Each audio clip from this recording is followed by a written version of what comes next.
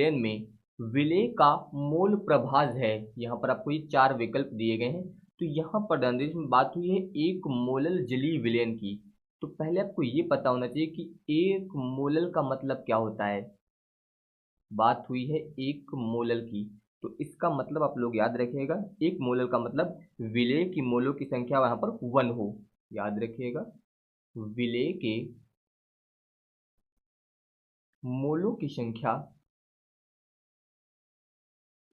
मोलों की संख्या कितनी हो, 1 हो।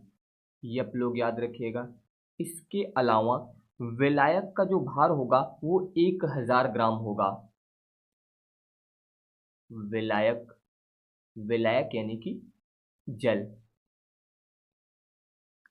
का भार बराबर 1000 ग्राम। तो ये आप लोग याद रखिएगा कि एक मोलर का मतलब विलेय की मोलों की संख्या 1 मोल और विलायक का भार जो है कितना होना चाहिए, 1000 ग्राम होना चाहिए। तो अगर यहाँ पर हम लोग विलायक के मोल ज्ञात करें तो ध्यान दीजिए, सबसे पहले आपको ज्ञात करना है इसमें विलायक के मोल, विलायक के मोल। और मोलों की संख्या ज्ञात करने के लिए प्रयोग किया जाता है भार बटे अणुभार।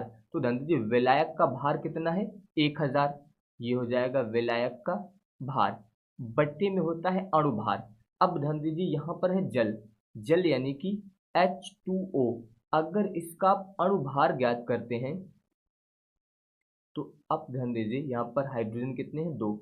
हाइड्रोजन का होता है 1 गुणे 2 हो जाएगा, प्लस ऑक्सीजन दिया गया, इसका हो जाएगा 16। यानी कि 2 1 कम 2 और 16 जोड़ेंगे तो कितना आ जाएगा, 18। यानी कि इसका अणुभार आ जाएगा 18। तो विलायक के मोल ज्ञात करने के लिए विलायक का भार बटे अणुभार इतना करेंगे।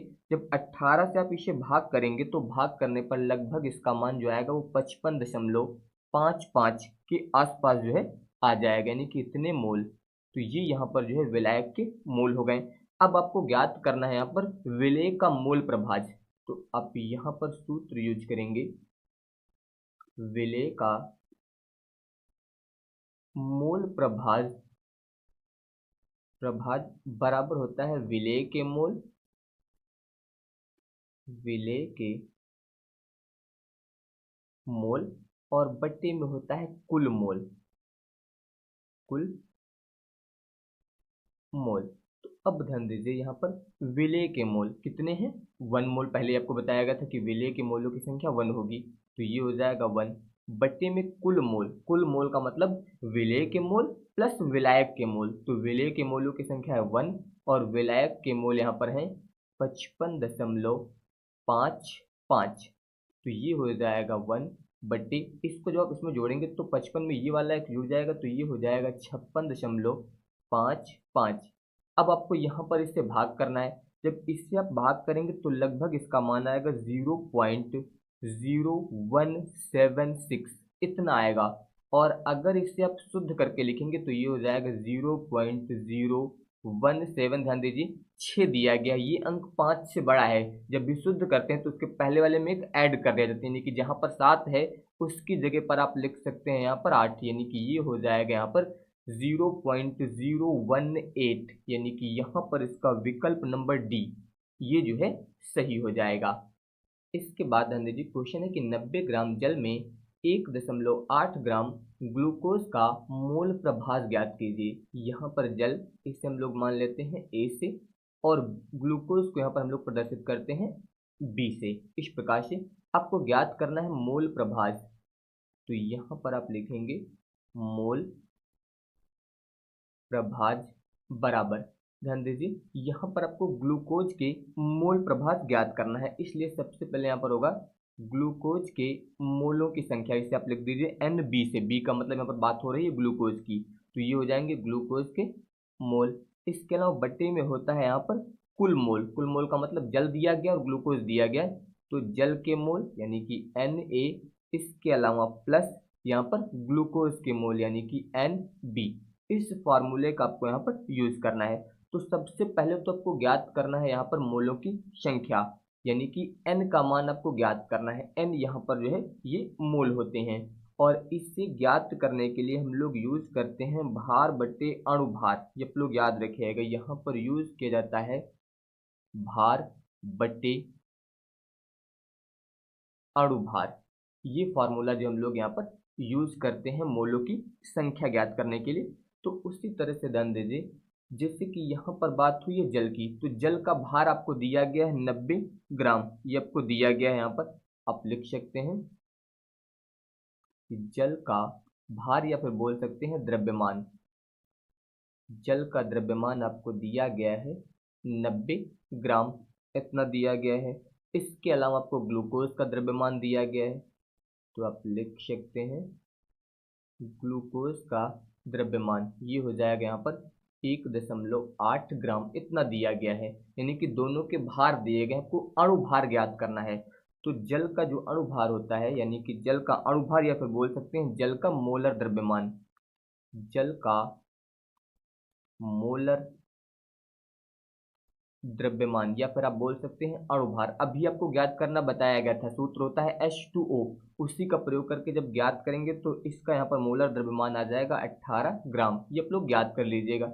इसी प्रकार से ग्लूकोज का मोलर द्रव्यमान, जब इसका ज्ञात करेंगे तो इसका मोलर द्रव्यमान जो आएगा वो लगभग 180 ग्राम आ जाएगा। ये आप लोग ज्ञात कर लीजिएगा, इससे जो है कई बार बताया जा चुका है। तो अब ध्यान दीजिए, जब आप यहाँ पर ध्यान दीजिए NB है, NB का मतलब आपको बताया गया भी यहाँ पर ग्लूकोज के मोलों की संख्या।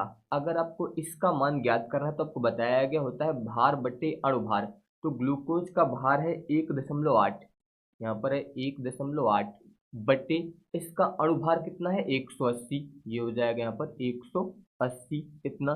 जब आप इससे भाग करेंगे इसको तो लगभग इसका मान 0.01 मोल आ जाएगा।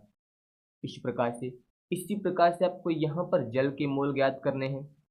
तो जल के ज्ञात करने के लिए जल का द्रव्यमान कितना दिया गया है 90, ये आपको दिया गया है 90। इसका ध्यान दीजिए यहाँ पर मोलर द्रव्यमान यानी कि अणुभार कितना है 18। जब इससे आप इसको भाग करेंगे तो लगभग यहाँ पर 5 बार, यानी कि 18 पंचे 90, तो ये कितना आ जाएगा 5 मोल आ जाएगा। इस प्रकार से अब आपको मोल प्रभाज ज्ञात करने के लिए इस फॉर्मूले में मान रख देना है। तो अब ध्यान दीजिए यहाँ पर हो जाएगा मोल प्रभाज बराबर, यहाँ पर दिया गया है NB, इसका मान है 0.01 बट्टी ध्यान दीजिए Na, इसका मान हो जाएगा यहाँ पर 5 प्लस 0.01, यानी कि ये आएगा 0.01 बट्टे में ध्यान दीजिए इसको आप ऐड करेंगे तो ये आ जाएगा 5.01। यहाँ पर ध्यान दीजिए दशमलव से दशमलव कट जाएगा तो ये आएगा 1/501 इस प्रकार से। और जब आप इससे इसको भाग करेंगे तो लगभग ये 0.0019 के आसपास जो है यहाँ पर आ जाएगा, यानी कि 0.0019। तो आप ध्यान दीजिए यहाँ पर इसका विकल्प नंबर C ये जो है यहाँ पर सही हो जाएगा। इस प्रकार से आप यहाँ पर इसे ज्ञात कर सकते हैं। इसके बाद ध्यान दीजिए क्वेश्चन है शुद्ध जल की मोलरता होती है। ये क्वेश्चन बहुत ही इंपॉर्टेंट है। तो यहाँ पर ध्यान दीजिए बात हुई है शुद्ध जल की मोलरता की। तो सबसे पहले आपको यहाँ पर मोलरता का फॉर्मूला पता होना चाहिए। तो मोलरता बराबर होता है विलेय के ग्राम अणुओं की संख्या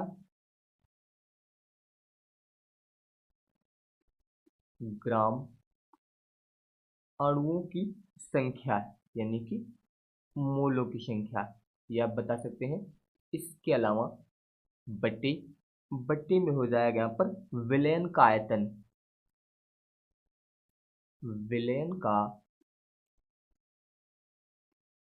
आयतन। इस प्रकार से यहाँ पर ये फार्मूला जो है आप यूज कर सकते हैं। यहाँ पर विलयन का आयतन ये जो लिखा जाएगा ये लीटर में लिया जाता है, तो ये आप लोग याद रखिएगा। तो यहाँ पर ध्यान दीजिए बात हुई है शुद्ध जल की। तो अगर यहाँ पर हम लोग जल के घनत्व की बात करें तो जल का जो घनत्व होता है वो आप बता सकते हैं 1 ग्राम प्रति ml, ये सीजीएस पद्धति में है। या फिर अगर आप एमकेएस पद्धति का यूज करते हैं तो आप बता सकते हैं 1 किलोग्राम प्रति लीटर, ये हो जाएगा जल का घनत्व।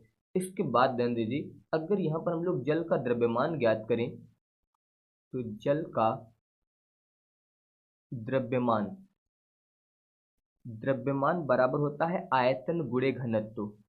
द्रव्यमान बराबर होता है आयतन गुणे घनत्व, ये फॉर्मूला होता है। तो यहाँ पर ध्यान दीजिए, यहाँ पर हम लोग 1 लीटर जल की बात करेंगे, यानी कि आयतन जो यहाँ पर इसका कितना लेंगे, 1 लीटर आपको यहाँ पर लेना है। इसके अलावा गुणे घनत्व, ध्यान दीजिए यहाँ पर 1 किलोग्राम प्रति लीटर लेंगे, यानी कि यहाँ पर अगर आप गुणा करेंगे तो ये आ जाएगा फिर 1 kg, यानी कि 1 किलोग्राम। और 1 किलोग्राम का मतलब आप बता सकते हैं यहाँ पर 1000 ग्राम। ये हो जाएगा यहाँ पर इसका द्रव्यमान। अब आपको ज्ञात करना है यहाँ पर मोल।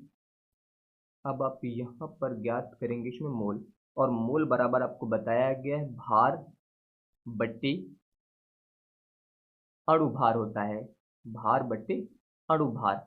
तो अगर आपको यहाँ पर मोलों की संख्या ज्ञात करनी है तो इसके लिए ध्यान दीजिए, आप भार भार किसका यूज करेंगे, यहाँ पर भार आप यूज करेंगे जल का भार, या फिर बोल सकते हैं द्रव्यमान। द्रव्यमान कितना है इसका 1000 बट्टे, अब ध्यान दीजिए यहाँ पर दिया गया है 1000 बट्टे में क्या होगा, अणुभार।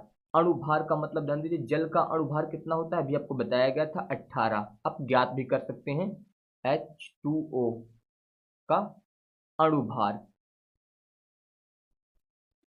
तो यहाँ पर ध्यान दीजिए हाइड्रोजन 2 हैं तो 1 गुणे 2, ऑक्सीजन यानी कि 16 बराबर कितना आ जाएगा 18। तो ये यहाँ पर हो जाएगा इसका अणुभार। जब इससे आप इसको भाग करेंगे यहाँ पर तो लगभग ये आएगा 55.56। अगर शुद्ध करके लिखेंगे तो लगभग इतना आएगा, या फिर आप 55.55 भी लिख सकते हैं, उसमें कोई दिक्कत नहीं होगी। लेकिन अगर 2 अंकों तक आप शुद्ध करके लिख देते हैं तो 55.56 से आप लिख सकते हैं। तो ये इतना आएगा। अब इसके बाद ध्यान दीजिए, जब यहाँ पर आप मोलरता ज्ञात करेंगे तो आप लिख सकते हैं जल की मोलरता बराबर, अब ध्यान दीजिए यहाँ पर विलेय के ग्राम अणुओं की संख्या यानी कि मोल, और आपने मोलों की संख्या यहाँ पर ज्ञात कर ली है, ये हो जाएगी 55.56, इतना हो गया। इसके अलावा विलयन का आयतन लीटर में, विलयन का आयतन जो यहाँ पर यूज किया जाएगा लीटर में, तो आपको बताया गया है यहाँ पर हम लोग आयतन कितना लिए थे 1 लीटर, यहाँ पर आयतन जो है इसका कितना है 1 लीटर, तो ये इतना आएगा। जब यहाँ पर 1 से भाग करेंगे तो यही आ जाएगा 55.56 मोल प्रति लीटर, मोल प्रति लीटर इतना हो जाएगा। यानी कि यहाँ पर आप ध्यान दीजिए इसका विकल्प नंबर ए जो आपको दिया गया है ये सही हो जाएगा, यानी कि 55.56 ये यहाँ पर जो है सही होगा। अब इसके बाद ध्यान दीजिए क्वेश्चन है कि किसका वाष्प दाब जो है वो न्यूनतम होगा। यहाँ पर दिया गया पहले बेरियम क्लोराइड यानी कि BaCl2, अगर इसका हम लोग आयनन करते हैं तो यहाँ पर ध्यान दीजिए जब इसका आप आयनन करेंगे तो यहाँ पर आएगा Ba2+, इसके अलावा हो जाएगा Cl-, इस प्रकार से। इसके अलावा ध्यान दीजिए यहाँ पर आपको इसमें दिया गया है सोडियम क्लोराइड। सोडियम क्लोराइड का मतलब होता है NaCl, NaCl, अगर इसका आप आयनन करेंगे तो यहाँ पर ध्यान दीजिए यहाँ पर हो जाएगा Na+, और इसके अलावा Cl-, यानी कि इसमें ध्यान दीजिए 2 प्लस आयन है और एक Cl- आयन, यानी कि यहाँ पर जो है टोटल आयन कितने हैं 3, इसमें 3 आयन है, इसमें एक प्लस है और एक माइनस है, इसका मतलब आयन कितने हैं 2 आयन है। इसके अलावा यहाँ पर आपको फिनॉल दिया गया है और सुक्रोज दिया गया है, तो आप लोग याद रखिएगा कि फिनॉल और इसके अलावा सुक्रोज इसका जो है आयनन नहीं होता है, ये आप लोग याद रखिएगा कि इनका जो है आयनन नहीं होता है, आयनन नहीं होता है, तो इन दोनों का आयनन नहीं होता है। इसके अलावा BaCl2 का जब आप आयनन करेंगे तो इसमें 3 आयन मिलेंगे, और NaCl का जब आयनन करेंगे तो यहाँ पर आपको 2 आयन मिलेंगे, यानी कि यहाँ पर जो BaCl2 है ये अधिक आयन देता है, और आयन अधिक देता है, इसलिए इसका वाष्प दाब जो है यहाँ पर कम हो जाएगा। ये आप लोग याद रखिएगा कि जब आयनों की संख्या अधिक होगी तो वहां पर वाष्प दाब जो होता है वो कम हो जाता है। तो यहाँ पर जो है इसका आयनन अधिक हो रहा है, यानी कि यहाँ पर आयनों की संख्या अधिक है, इसलिए इसका वाष्प दाब जो होगा वो कम हो जाएगा, यानी कि यहाँ पर विकल्प नंबर ए आपका जो है सही हो जाएगा। तो ये आप लोग यहाँ पर याद रखिएगा। इसके बाद ध्यान दीजिए, अगला क्वेश्चन है कि निम्नलिखित में से कौन सा अणुसंख्य गुणधर्म है। यहाँ पर दिया गया है श्यानता, परासरण दाब, प्रकाशिक घूर्णन और इसके अलावा पृष्ठ तनाव। तो याद रखिएगा यहाँ पर इसका विकल्प नंबर बी यानी कि परासरण दाब, ये जो है अणुसंख्य गुणधर्म है, क्योंकि ये जो है अणुओं या फिर आयनों की संख्या पर निर्भर करता है, बल्कि उनकी प्रकृति पर निर्भर नहीं करता। ये जो है अणुओं या फिर आप बता सकते हैं आयनों की संख्या पर निर्भर करता है, इसलिए यहाँ पर ये जो है अणुसंख्य गुणधर्म है। इसके बाद ध्यान दीजिए, क्वेश्चन है कि निम्नलिखित में से विलयन का कौन सा भौतिक गुण जो है अणुओं की संख्या पर निर्भर नहीं करता है। यहाँ पर दिया गया वाष्प दाब अवनमन, ये अणुओं की संख्या पर निर्भर करता है। हिमांक अवनमन, ये भी अणुओं की संख्या पर निर्भर करता है। पृष्ठ तनाव, ये जो है अणुओं की संख्या पर निर्भर नहीं करता है। इसके अलावा परासरण दाब, इसके बारे में भी आपको बताया गया था कि ये जो है अणुओं और आयनों की संख्या पर निर्भर करता है। तो यहाँ पर इसका विकल्प नंबर सी सही होगा। इसके बाद ध्यान दीजिए, अगला है निम्न में से किसके जलीय विलयन का क्वथनांक जो होगा वो सर्वाधिक होगा। यहाँ पर दिया गया है 1% ग्लूकोज, इसके अलावा NaCl दिया गया है, CaCl2 दिया गया है और सुक्रोज दिया गया है। तो यहाँ पर ध्यान दीजिए, इसमें आपको ग्लूकोज दिया गया है और इसके अलावा सुक्रोज भी दिया गया है,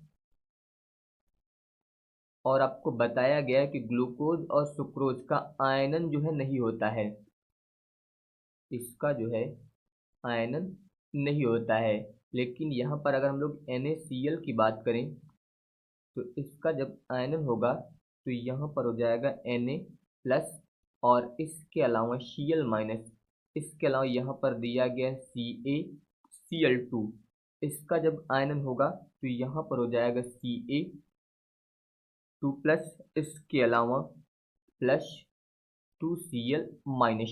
इस प्रकार से इसका मतलब यहाँ पर ध्यान दीजिए, इसमें आयन कितने हैं, दो, इसमें आपके दो आयन हैं, एक प्लस और एक माइनस।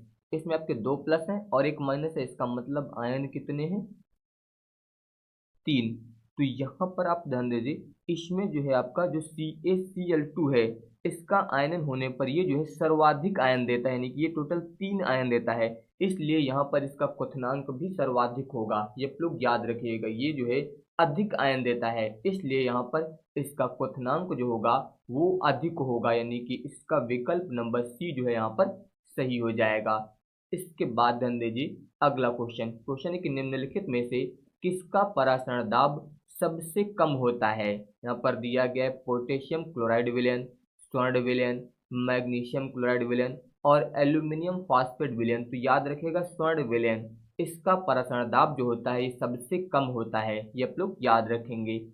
इसके बाद ध्यान दीजिए, अगला क्वेश्चन है कि निम्नलिखित विलयनों में सर्वाधिक परासरण दाब जो है किसका होता है, यानी कि सर्वाधिक परासरण दाब किसका होता है। यहाँ पर ध्यान दीजिए कि Cl दिया गया है, अगर इसका आप आयनन करते हैं तो ध्यान दीजिए यहाँ पर हो जाएगा K प्लस, इसके अलावा Cl माइनस, इसके अलावा ध्यान दीजिए आपको यहाँ पर दिया गया है NH4 का होल थ्राइस और इसके अलावा PO4, इसका अगर आप आयनन करेंगे तो यहाँ पर हो जाएगा NH, ध्यान दीजिए यहाँ पर दिया गया था 4, तो यहाँ पर हो जाएगा NH4 प्लस, यहाँ पर होल थ्राइस लगा था इसलिए यहाँ पर हो जाएगा 3, इसके अलावा प्लस PO4, यहाँ पर होता है 3 माइनस। इसी प्रकार से ध्यान दीजिए यहाँ पर दिया गया है BaCl2, इसका जब आयनन होगा तो ये हो जाएगा आपका Ba2 प्लस और इसके अलावा हो जाएगा Cl माइनस, इस प्रकार से हो जाएगा। और इसके अलावा आपको यहाँ पर दिया गया है C6H12O6, यानी कि ग्लूकोज, इसका आयनन नहीं होता है, आपको पहले भी बताया गया है, इसका जो है आयनन नहीं होता है। तो यहाँ पर ध्यान दीजिए, इसमें एक प्लस है और एक माइनस है, यानी कि इसमें आयन कितने हैं आपके, 2 आयन है। इसमें ध्यान दीजिए एक प्लस है और 3 माइनस है, यानी कि इसमें आयन कितने हैं आपके, 4। यहाँ पर इसमें ध्यान दीजिए 2 प्लस है एक माइनस है, यानी कि आयन कितने हैं आपके, 3। इस प्रकार से तो यहाँ पर ध्यान दीजिए सबसे अधिक आयन किसमें है, यहाँ पर NH4 का होल थ्रेस PO4 में सबसे अधिक आयन ये देता है। और आपको बताया गया है कि परासरण दाब जो है ये अणुओं और आयनों की संख्या पर निर्भर करता है। तो सबसे अधिक आयन यहाँ पर ये दे रहा है, इसलिए यहाँ पर इसका परासरण दाब जो होगा वो सर्वाधिक होगा, यानी कि सबसे ज्यादा होगा। तो यहाँ पर इसका विकल्प नंबर बी सही होगा। ये आपको बताया गया था कि परासरण दाब जो होता है ये अणुओं और आयनों की संख्या पर निर्भर करता है। तो सबसे अधिक आयन यहाँ पर ये दे रहा है, इसलिए इसका विकल्प नंबर बी जो है यहाँ पर सही हो जाएगा। इसके बाद ध्यान दीजिए अगला क्वेश्चन है कि सर्वाधिक क्वथनांक प्रदर्शित करने वाला जलीय विलयन है। यहाँ पर जो है सर्वाधिक क्वथनांक प्रदर्शित करने वाला जलीय विलयन जो है कौन सा है, इसके बारे में आपको यहाँ पर बताना है। तो अब ध्यान दीजिए यहाँ पर बात हुई है क्वथनांक की। सबसे पहले आपको दिया गया ग्लूकोज, यहाँ पर आपको दिया गया है ग्लूकोज। इसके अलावा ध्यान दीजिए यहाँ पर आपको यूरिया भी दिया गया है। ग्लूकोज, यूरिया, इन दोनों का जो है आयनन नहीं होता है, इनका जो है आयनन नहीं होगा, ये आप लोग याद रखिएगा। इसके अलावा ध्यान दीजिए यहाँ पर आपको दिया गया है KNO3, ये दिया गया है। जब ये आयनित होगा तो यहाँ पर बनेगा K+ और इसके अलावा NO3-, इस प्रकार से। इसके अलावा यहाँ पर है Na2SO4, इसका जब आयनन होगा तो यहाँ पर होगा Na+, ध्यान दीजिए 2 थे इसलिए यहाँ पर आगे 2 लग जाएगा। इसके अलावा यहाँ पर हो जाएगा SO4-, इस प्रकार से। तो यहाँ पर ध्यान दीजिए एक प्लस है और एक माइनस है, यानी कि इसमें आयन कितने हैं आपके, 2 आयन है। यहाँ पर ध्यान दीजिए एक प्लस है और 2 माइनस है, यानी कि इसमें जो है 3 आयन है। यहाँ पर इसका आयनन जो है सर्वाधिक होता है, यानी कि इसमें जो है आयन अधिक उत्पन्न होते हैं, इसलिए इसका क्वथनांक जो होगा वो सर्वाधिक होगा, यानी कि यहाँ पर इसका विकल्प नंबर डी। यहाँ पर जो Na2SO4 दिया गया है इसका आयनन अधिक हो रहा है, यानी कि इसमें आयनों की संख्या अधिक है, इसलिए इसका क्वथनांक भी जो है अधिक होगा, ये आप लोग याद रखिएगा। इसके बाद ध्यान दीजिए अगला क्वेश्चन है कि 8 ग्राम NaOH यहाँ पर आपको दिया गया है और 450 ml विलयन में घुला है, विलयन की मोलरता ज्ञात कीजिए। तो यहाँ पर ध्यान दीजिए आपको विलयन की मोलरता ज्ञात करनी है। फॉर्मूला आप लिख सकते हैं, मोलरता इसे हम लोग लिखते हैं C से, बराबर आप यहाँ पर लिख सकते हैं ध्यान दीजिए WB/MB और गुणे में हो जाएगा 1000/V, ये आयतन होगा और ये जो होगा आपका मिली में होगा, ये आप लोग याद रखिएगा। तो यहाँ पर ध्यान दीजिए आपको NaOH दिया गया है। तो अब आप ध्यान दीजिए यहाँ पर Na यानी कि सोडियम, इसका जो अणुभार होता है ये होता है 23। इसके अलावा ऑक्सीजन इसका होता है 16, हाइड्रोजन का होता है 1। तो अगर यहाँ पर हम लोग जो ये दिया गया है इसका अणुभार ज्ञात करें यानी कि MB, तो NaOH है यानी कि ये हो जाएगा 23, O का हो जाएगा 16, हाइड्रोजन का हो जाएगा 1, इसको जोड़ेंगे तो ये आ जाएगा आपका 40 ग्राम, इतना आ गया। इसके अलावा आपको भार दिया गया है इसका 8 ग्राम, ये हो जाएगा 8 ग्राम। और इसके अलावा ध्यान दीजिए आयतन आपको दिया गया है यानी कि V बराबर आपको दिया गया है 450 ml। अब आपको इसमें मान रखना है तो C बराबर ध्यान दीजिए WB, इसका मान हो जाएगा 8/MB, इसका मान हो जाएगा 40, गुणे में हो जाएगा 1000 और बटे में हो जाएगा 450, इतना। अब आप इसे सॉल्व करेंगे तो ध्यान दीजिए 8 कम 8, 8×5 = 40, यानी कि ये हो जाएगा 1000 बटे में हो जाएगा 5×450।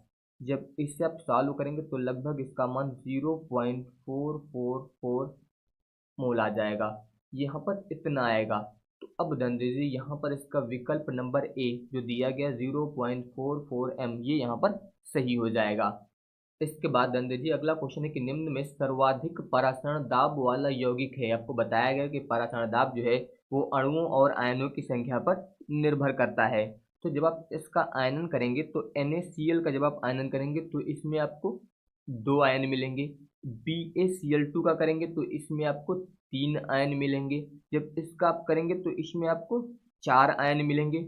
और इसके अलावा जब आप इसका करेंगे तो इसमें भी आपको यहाँ पर 3 आयन मिलेंगे। तो सबसे अधिक आयन आपको इसमें मिलेंगे, यानी कि सबसे ज़्यादा आयनन इसका हो रहा है। तो इसका मतलब यहाँ पर परासरण दाब भी सबसे अधिक इसी का होगा, यानी कि विकल्प नंबर सी यहाँ पर सही हो जाएगा। इनका आयनन आप करके चेक कर सकते हैं, आपको पीछे भी बताया जा चुका है इन सभी का। तो यहाँ पर विकल्प नंबर सी जो है सही हो जाएगा। अब इसके बाद नंद जी अगला क्वेश्चन है हिमांक का अवनमन सीधा समानुपात दर्शाता है। यहाँ पर दिया गया है विलयन का मोल अंश, इसके अलावा विलयन की मोलरता, विलयन की मोललता, इसके अलावा विलायक की मोललता। तो इसके लिए आप एक फार्मूला ध्यान दीजिए, फार्मूला होता है डेल्टा टी एफ बराबर याद रखिएगा होता है के एफ इंटू एम, यानी कि आप बता सकते हैं कि हिमांक में अवनमन जो है वो मोललता के सीधे समानुपाती होता है। ये आप लोग याद रखिएगा, यानी कि यहाँ पर जो है इसका विकल्प नंबर सी यानी कि विलयन की मोललता के यहाँ पर ये सही होगा। इसके बाद ध्यान दीजिए अगला क्वेश्चन है 180 ग्राम जल में जल के कितने मोल होते हैं। तो अब ध्यान दीजिए यहाँ पर आपको जल का भार दिया गया है, ये दिया गया है आपको 180 ग्राम। अगर इसका हम लोग अणुभार ज्ञात करें तो जल का अणुभार ध्यान दीजिए, जल का सूत्र क्या होता है H2O, ये होता है। तो यहाँ पर 1/2 प्लस ऑक्सीजन का हो जाएगा 16, यानी कि ये आ जाएगा 18। तो जब आप मोलों की संख्या ज्ञात करेंगे तो इसका सूत्र होता है भार बटे अणुभार, भार बटे अणुभार। भार है 180, अणुभार है 18, भाग करेंगे तो 18 दहम 180 यानी कि 10 मोल। यहाँ पर इसका विकल्प नंबर सी जो है सही हो जाएगा। इसके बाद ध्यान दीजिए अगला क्वेश्चन है कि निम्नलिखित में से किसमें विलयन का अणुसंख्य गुण नहीं है। यहाँ पर ध्यान दीजिए वाष्प दाब अवनमन दिया गया है, हिमांक अवनमन दिया गया, पृष्ठ तनाव दिया गया और परासरण दाब। तो याद रखिएगा पृष्ठ तनाव, इसमें जो है विलयन का अणुसंख्य गुण नहीं है, ये आप लोग याद रखिएगा क्योंकि ये जो है अणुओं और आयनों की संख्या पर निर्भर नहीं करता है, ये आप लोग याद रखिएगा। बाकी सभी जो है यहाँ पर अणुओं और आयनों की संख्या पर निर्भर करते हैं। इसके बाद ध्यान दीजिए अगला है कि निम्न में न्यूनतम हिमांक वाला विलयन है, यानी कि सबसे कम हिमांक जो है किसका होगा। तो याद रखिएगा पोटेशियम सल्फेट, यानी कि यहाँ पर इसका विकल्प नंबर ए सही होगा। सबसे कम हिमांक जो होता है वहाँ पर पोटेशियम सल्फेट का होता है, ये आप लोग याद रखिएगा। यहाँ पर क्वेश्चन लिया गया है कि किसी भी इलेक्ट्रोड का इलेक्ट्रोड विभव निर्भर करता है। ध्यान दीजिए यहाँ पर दिया गया है धातु की प्रकृति पर, विलयन के ताप पर और विलयन की मोलरता पर। इसके अलावा दिया गया है इनमें से सभी पर। तो याद रखिएगा यहाँ पर इसका विकल्प नंबर डी जो होगा ये सही हो जाएगा। ये आप लोग याद रखिएगा कि इलेक्ट्रोड का जो इलेक्ट्रोड विभव होता है ये धातु की प्रकृति पर निर्भर करता है, इसके अलावा विलयन के ताप पर भी निर्भर करता है और विलयन की मोलरता पर भी निर्भर करता है। इसलिए यहाँ पर इसका विकल्प नंबर डी जो होगा ये सही हो जाएगा। इसके बाद ध्यान दीजिए अगला क्वेश्चन है धातु जो सरलता से ऑक्सीकृत हो जाती है। यहाँ पर दिया गया Cu यानी कि copper, Ag, silver, aluminium, platinum, यहाँ पर ये आपको दिए गए हैं। इनमें पूछा रहा है ऐसी कौन सी धातु है जो सरलता से ऑक्सीकृत हो जाएगी। तो आप लोग याद रखिएगा यहाँ पर जो कॉपर दिया गया आपको कॉपर, इसके अलावा सिल्वर यानी कि Ag और इसके अलावा आपको दिया गया है यहाँ पर प्लेटिनम, ये दिया गया। तो इन सभी की तुलना में जो आपका एल्यूमिनियम है इसका जो मानक इलेक्ट्रोड विभव होता है यानी कि E0 या फिर आप बोल सकते हैं मानक अपचयन विभव, ये जो होता है ये अधिक ऋणात्मक होता है। ये जो होता है ये अधिक ऋणात्मक होता है। अधिक ऋणात्मक लगभग आप बता सकते हैं कि इसका मान जो होता है -1.66 वोल्ट होता है। इसलिए यहाँ पर जो आपका एल्यूमिनियम है यानी कि Al है, ये जो है कॉपर, Ag और प्लेटिनम की तुलना में जो है सरलता से ऑक्सीकृत हो जाएगा। इसलिए यहाँ पर इसका विकल्प नंबर सी जो है ये सही होगा। ये आप लोग याद रखिएगा। इसके बाद ध्यान दीजिए, अगला क्वेश्चन है कि चार धातुओं A, B, C तथा D के मानक ऑक्सीकरण इलेक्ट्रोड विभव क्रमशः, ध्यान दीजिए यहाँ पर आपको मानक ऑक्सीकरण इलेक्ट्रोड विभव दिए गए हैं। ये आपको ए का दिया गया है, फिर बी का दिया गया है, फिर सी का और फिर डी का। इन धातुओं की बढ़ती सक्रियता का क्रम बताइए। तो सबसे पहले ध्यान दीजिए, यहाँ पर जो ए का मानक ऑक्सीकरण विभव दिया गया वो दिया गया आपको यहाँ पर +1.5, बी का आपको दिया गया है -2.0, फिर सी का दिया गया है यहाँ पर +0.84 और फिर डी का आपको यहाँ पर दिया गया है -0.36। इतना आपको दिया गया है। यहाँ पर ये जो मान दिया गया ये उल्ट में आपको यहाँ पर दिया गया है। तो आप लोग ये याद रखिएगा कि विद्युत रासायनिक श्रेणी में ऊपर से नीचे जाने पर, याद रखिएगा विद्युत रासायनिक श्रेणी में ऊपर से नीचे जाने पर मानक अपचयन विभव जो होते हैं वो बढ़ते हैं, लेकिन यहाँ पर याद रखिएगा कि धातुओं की सक्रियता जो होती है वो घटती है। इसका मतलब ये है कि जिसका मानक अपचयन विभव सबसे अधिक होगा उसकी सक्रियता जो होगी वो सबसे कम होगी। तो यहाँ पर सबसे अधिक मानक अपचयन विभव यहाँ पर ए का है, यानी कि इसका यहाँ पर जो मानक ऑक्सीकरण इलेक्ट्रोड विभव है ये सबसे अधिक है। तो यहाँ पर इसकी सक्रियता जो होगी वो सबसे कम होगी। ये आप लोग याद रखिएगा। इसके बाद ध्यान दीजिए, यहाँ पर ए से कम विभव किसका दिया गया, वो दिया गया सी का। इसका मतलब सी की जो सक्रियता होगी वो ए से अधिक होगी। इसी प्रकार ध्यान दीजिए, सी से कम किसका दिया गया, वो आपको दिया गया 0.36 यानी कि डी का। तो इससे अधिक सक्रियता हो जाएगी डी की, और सबसे अधिक सक्रियता यहाँ पर हो जाएगी बी की। इस प्रकार से यानी कि यहाँ पर इसका विकल्प नंबर सी जो है ये सही हो जाएगा। तो ये आप लोग याद रखिएगा कि जिसका मानक ऑक्सीकरण इलेक्ट्रोड विभव अधिक होगा उसकी सक्रियता जो होगी उतनी ही कम होगी, क्योंकि ऊपर से नीचे जाने पर जो है अपचयन विभव तो बढ़ता है लेकिन सक्रियता जो होती है वो घटती है। ये आप लोग याद रखिएगा। इसके बाद ध्यान दीजिए, अगला क्वेश्चन है कि निम्न में से कौन सा ऑक्साइड जो है हाइड्रोजन द्वारा अपचयित होगा। तो याद रखिएगा यहाँ पर कि जो भी तत्व हाइड्रोजन से नीचे हैं, जैसे कि हाइड्रोजन है, इसके नीचे आपका होता है कॉपर, इसके अलावा Hg, इसके अलावा सिल्वर यानी कि Ag। तो जो भी हाइड्रोजन से नीचे होते हैं ये सभी जो है यहाँ पर याद रखिएगा, जो भी यहाँ पर हाइड्रोजन से नीचे होते हैं हाइड्रोजन द्वारा अपचयित हो जाएंगे। लेकिन जो भी हाइड्रोजन से ऊपर होते हैं, जैसे कि यहाँ पर अगर हम लोग हाइड्रोजन के ऊपर की बात करें तो हाइड्रोजन के ऊपर आपका होगा एल्यूमिनियम, इसके अलावा Mg, सोडियम, ये सभी जो होते हैं ये हाइड्रोजन से ऊपर होते हैं, इसलिए ये जो है हाइड्रोजन द्वारा अपचयित नहीं होते हैं। ये आप लोग याद रखिएगा। इसलिए यहाँ पर ध्यान दीजिए, आपको दिया गया है Na2O, ये जो है हाइड्रोजन से ऊपर होता है इसलिए हाइड्रोजन द्वारा अपचयित नहीं होगा। Mg ये भी हाइड्रोजन से ऊपर होता है इसलिए ये भी ऑक्साइड अपचयित नहीं होगा। Al ये भी हाइड्रोजन से ऊपर होता है ये, इसलिए यहाँ पर ये भी ऑक्साइड जो है अपचयित नहीं होगा। लेकिन Ag ये ध्यान दीजिए, यहाँ पर ये हाइड्रोजन से नीचे है विद्युत रासायनिक श्रेणी में, तो ये यहाँ पर जो है हाइड्रोजन द्वारा अपचयित हो जाएगा, यानी कि यहाँ पर इसका विकल्प नंबर डी जो है वो सही हो जाएगा। याद रखिएगा, जो भी यहाँ पर जो भी तत्व उसके नीचे दिया गया है तभी यहाँ पर अपचयित होगा, लेकिन अगर किसी के ऊपर दिया गया है तो वो तत्व उससे अपचयित नहीं होगा। ये आप लोग याद रखिएगा। इसके बाद ध्यान दीजिए, अगला है ए, बी और सी तत्वों का मानक अपचयन विभव। यहाँ पर आपको मानक अपचयन विभव दिया गया है, उनकी अपचयन शक्ति का क्रम बताइए। तो सबसे पहले ध्यान दीजिए, ये आपको ए का मानक अपचयन विभव दिया गया है, ये बी का और ये दिया गया है सी का। तो याद रखिएगा यहाँ पर कि ऊपर से नीचे जाने पर जो अपचयक क्षमता होती है वो घटती है, लेकिन मानक अपचयन विभव जो है वो बढ़ते हैं। यानी कि जिसका मानक अपचयन विभव सबसे अधिक होगा उसकी यहाँ पर जो अपचयन शक्ति होगी वो सबसे कम होगी। ये आप लोग याद रखिएगा, यहाँ पर उसकी जो अपचयन शक्ति होगी वो यहाँ पर जो है सबसे कम हो जाएगी। तो ये आप लोग यहाँ पर याद रखिएगा। जैसे कि यहाँ पर ध्यान दीजिए, सबसे अधिक मानक अपचयन विभव किसका है, ए का है, तो इसलिए यहाँ पर इसकी जो अपचयन शक्ति होगी ये कम होगी। इसके बाद ध्यान दीजिए, यहाँ पर किसका दिया गया, बी का दिया गया। फिर यहाँ पर ध्यान दीजिए, जो सबसे कम है वो है 2.5 वोल्ट, ये दिया गया है, तो इसकी अपचयन शक्ति जो होगी वो सबसे अधिक होगी, यानी कि सी की अपचयन शक्ति सबसे अधिक होगी। फिर इससे कम होगी बी की और सबसे कम हो जाएगी यहाँ पर ए की अपचयन शक्ति। ये आप लोग याद रखिएगा, यानी कि यहाँ पर जो है इसका विकल्प नंबर सी जो दिया गया है ये यहाँ पर सही हो जाएगा।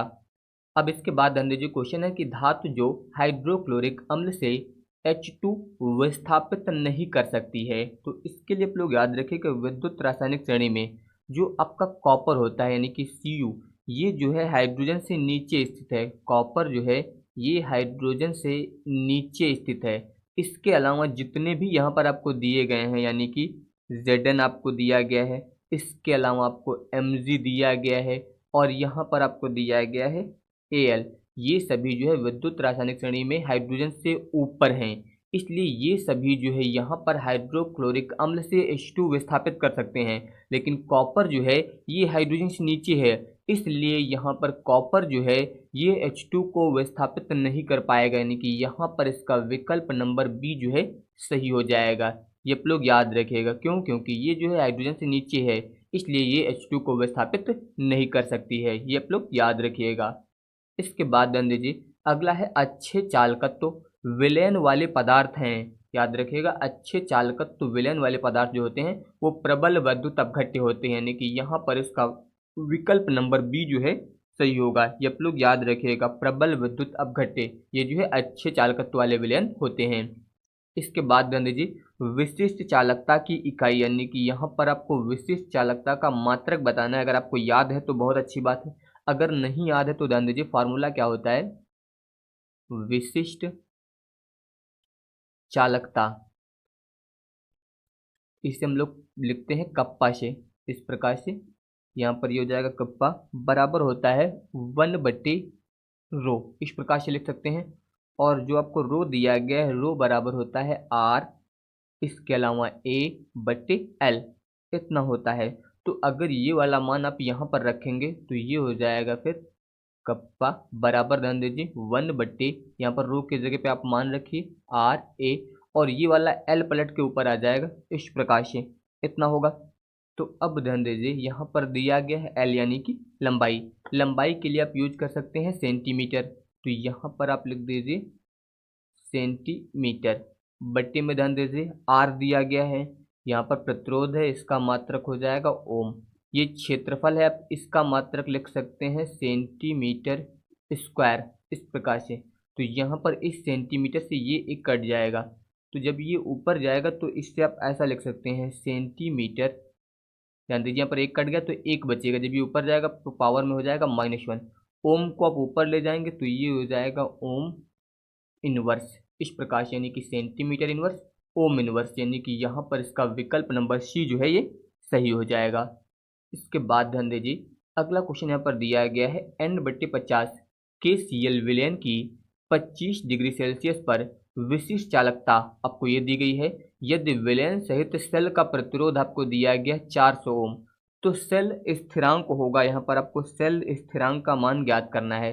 तो अब ध्यान दीजिए, सबसे पहले आपको विशिष्ट चालकता, इससे हम लोग लिखते हैं कप्पा से, इसका मान आपको दिया गया है 0.002765, इतना आपको यहाँ पर दिया गया है मोहो सेंटीमीटर इनवर्स, ये आपको दिया गया है। इसके अलावा प्रतिरोध दिया गया है, यानी कि R बराबर आपको दिया गया है 400 ओम, और यहाँ पर आपको सेल स्थिरांक ज्ञात करना है। सेल स्थिरांक को हम लोग लिखते हैं पाई से, ये आप लोग याद रखिएगा। तो फॉर्मूला होता है पाई बराबर R इंटू कप्पा, ये फॉर्मूला होता है। इसमें आपको मान रखना है R का मान हो जाएगा 400 गुणे, इसका आप मान रखेंगे तो 0.002765 इतना हो जाएगा। जब इसका आप गुणा करेंगे तो लगभग इसका जो मान आएगा वो आएगा 1.106, इतना आ जाएगा सेंटीमीटर इनवर्स, इतना आएगा, यानी कि यहाँ पर इसका विकल्प नंबर बी जो है सही हो जाएगा। ये आप लोग गुणा करके जब शुद्ध करेंगे तो लगभग इतना आ जाएगा। इसके बाद ध्यान दीजिए, अगला दिया गया जल के विद्युत अपघटन में बनी ऑक्सीजन और हाइड्रोजन का भारानुपात है। तो याद रखिएगा, यहाँ पर ऑक्सीजन और हाइड्रोजन का जो भारानुपात होता है ये आपको पता होना चाहिए कि 2:1 होता है, यानी कि यहाँ पर इसका विकल्प नंबर फर्स्ट जो दिया गया वो सही होगा। जल के विद्युत अपघटन में बनी ऑक्सीजन और हाइड्रोजन का जो भारानुपात होता है वो 2:1 होता है, ये आपको याद होना चाहिए, ये आप लोग याद रखिएगा। अब इसके बाद ध्यान दीजिए, अगला है CuSO4 को एल्यूमिनियम की बोतल में नहीं रखा जाता है क्योंकि यहाँ पर ध्यान दीजिए बात हुई है एल्यूमिनियम की बोतल की। तो याद रखिएगा यहाँ पर कि जो एल्यूमिनियम होता है ये CuSO4 से Cu2+ को अपचयित कर देता है। ये आप लोग याद रखिएगा कि एल्यूमिनियम जो होता है ये जो है CuSO4 में से Cu2+ को अपचयित कर देता है और Cu में परिवर्तित हो जाता है, यानी कि यहाँ पर इसका विकल्प नंबर बी Cu2+ जो है अपचयित हो जाता है, ये यहाँ पर सही होगा। अब इसके बाद ध्यान दीजिए यहाँ पर दिया गया कि चार धातुओं A, B, C, D के मानक इलेक्ट्रोड विभव क्रमशः, यानी कि ये आपको A का मानक इलेक्ट्रोड विभव दिया गया है, ये B का दिया गया है, ये C का और ये D का। इन धातुओं की घटती हुई सक्रियता का क्रम है। इसी तरह का क्वेश्चन अभी आपको बताया गया था। आपको बताया गया कि विद्युत रासायनिक श्रेणी में ऊपर से नीचे जाने पर मानक इलेक्ट्रोड विभव तो बढ़ता है लेकिन जो सक्रियता होती है वो यहाँ पर घटती है। ये आप लोग याद रखिएगा। तो यहाँ पर ध्यान दीजिए, यहाँ पर जो है आपको ये देखना है कि सबसे अधिक मानक इलेक्ट्रोड विभव किसका है। यहाँ पर सबसे अधिक ए का है, तो इसका मतलब इसकी सक्रियता जो होगी वो सबसे कम होगी। ए की सक्रियता जो होगी ये सबसे कम होगी। फिर ध्यान दीजिए इसके बाद यहाँ पर ए के बाद जो है किसका दिया गया, वो दिया गया आपको सी का, यानी कि इससे ए से अधिक होगी सी की सक्रियता। ये आप लोग याद रखिएगा। इसके अलावा ध्यान दीजिए आपको डी दिया गया, फिर इससे अधिक सक्रियता होगी डी की और सबसे अधिक सक्रियता यहाँ पर होगी बी की, क्योंकि सबसे कम यहाँ पर मानक इलेक्ट्रोड विभव जो है वो बी का है, क्योंकि जिसका मानक इलेक्ट्रोड विभव अधिक होगा उसकी सक्रियता जो है उतनी ही कम होती है। ये आप लोग यहाँ पर याद रखिएगा, यानी कि यहाँ पर जो है इसका विकल्प नंबर सेकंड ये सही हो जाएगा। इसके बाद ध्यान दीजिए अगला क्वेश्चन है कि तन्यता बढ़ाने पर विशिष्ट चालकता। यहाँ पर बात हुई है तन्यता बढ़ाने की, तो याद रखिएगा जब भी तन्यता बढ़ाई जाएगी तो वहाँ पर जो विशिष्ट चालकता होती है वो घटती है। तन्यता बढ़ाने पर विशिष्ट चालकता का मान जो होता है वो घट जाता है। ये आप लोग याद रखिएगा, क्योंकि तन्यता जो है वो विशिष्ट चालकता के व्युत्क्रमानुपाती होती है, इसलिए जब भी आप इसका मान बढ़ाएंगे तो यहाँ पर विशिष्ट चालकता जो होगी वो घट जाएगी। ये आप लोग याद रखिएगा। क्वेश्चन दिया गया है कि प्रथम कोटि की अभिक्रिया के लिए वेग स्थिरांक का समीकरण है, यानी कि आपको यहाँ पर वेग स्थिरांक का समीकरण याद रखना है। तो बात हुई है प्रथम कोटि की, तो प्रथम कोटि की अभिक्रिया के लिए वेग स्थिरांक का फार्मूला होता है k बराबर 2.303 बट्टे यहाँ पर होता है t, इसके अलावा log बेस 10 a बट्टे a माइनस एक्स, ये फार्मूला होता है। इसमें आप लोग याद रखिएगा जहाँ पर जो आपका a है ये होती है प्रारंभिक सांद्रता। a यहाँ पर जो है प्रारंभिक सांद्रता होती है, और इसके अलावा अगर हम लोग a माइनस एक्स की बात करें तो ये t समय बाद जो है सांद्रता होती है। तो आप बता सकते हैं यहाँ पर t समय पश्चात सांद्रता। तो ये आप लोग याद रखिएगा कि ये जो है प्रथम कोटि की अभिक्रिया के वेग स्थिरांक का फार्मूला होता है, यानी कि यहाँ पर आप इनमें मैच कर सकते हैं। यहाँ पर आपका विकल्प नंबर ए जो दिया गया है ये यहाँ पर सही हो जाएगा। तो आपको ये समीकरण जो है यहाँ पर याद रखना है। इसके बाद ध्यान दीजिए अगला क्वेश्चन है कि प्रथम कोटि की अभिक्रिया के लिए वेग स्थिरांक तथा अर्ध आयु काल में संबंध। वेग स्थिरांक को हम लोग लिखते हैं के से, और अर्ध आयु काल की बात हुई है इससे लिखा जाता है टी हाफ से। तो इसमें आपको संबंध बताना है, तो संबंध के लिए ध्यान दीजिए फार्मूला आपको ये याद रखना है टी हाफ बराबर होता है 0.6932 और बट्टे में होता है के। इस प्रकार से ऐसा लिख सकते हैं, या फिर इससे आप ऐसा लिख सकते हैं, यानी कि अगर आप यहाँ से के का मान ज्ञात करते हैं तो ये बट्टे में आ जाएगा, यानी कि 0.6932 और बट्टे में हो जाएगा टी हाफ। तो इस प्रकार से आप यहाँ पर ये लिख सकते हैं। तो यहाँ पर आप ध्यान दीजिए इसमें जो आपका विकल्प नंबर ए दिया गया है ये यहाँ पर जो है सही हो जाएगा। तो ये फार्मूला आप लोग याद रखिएगा।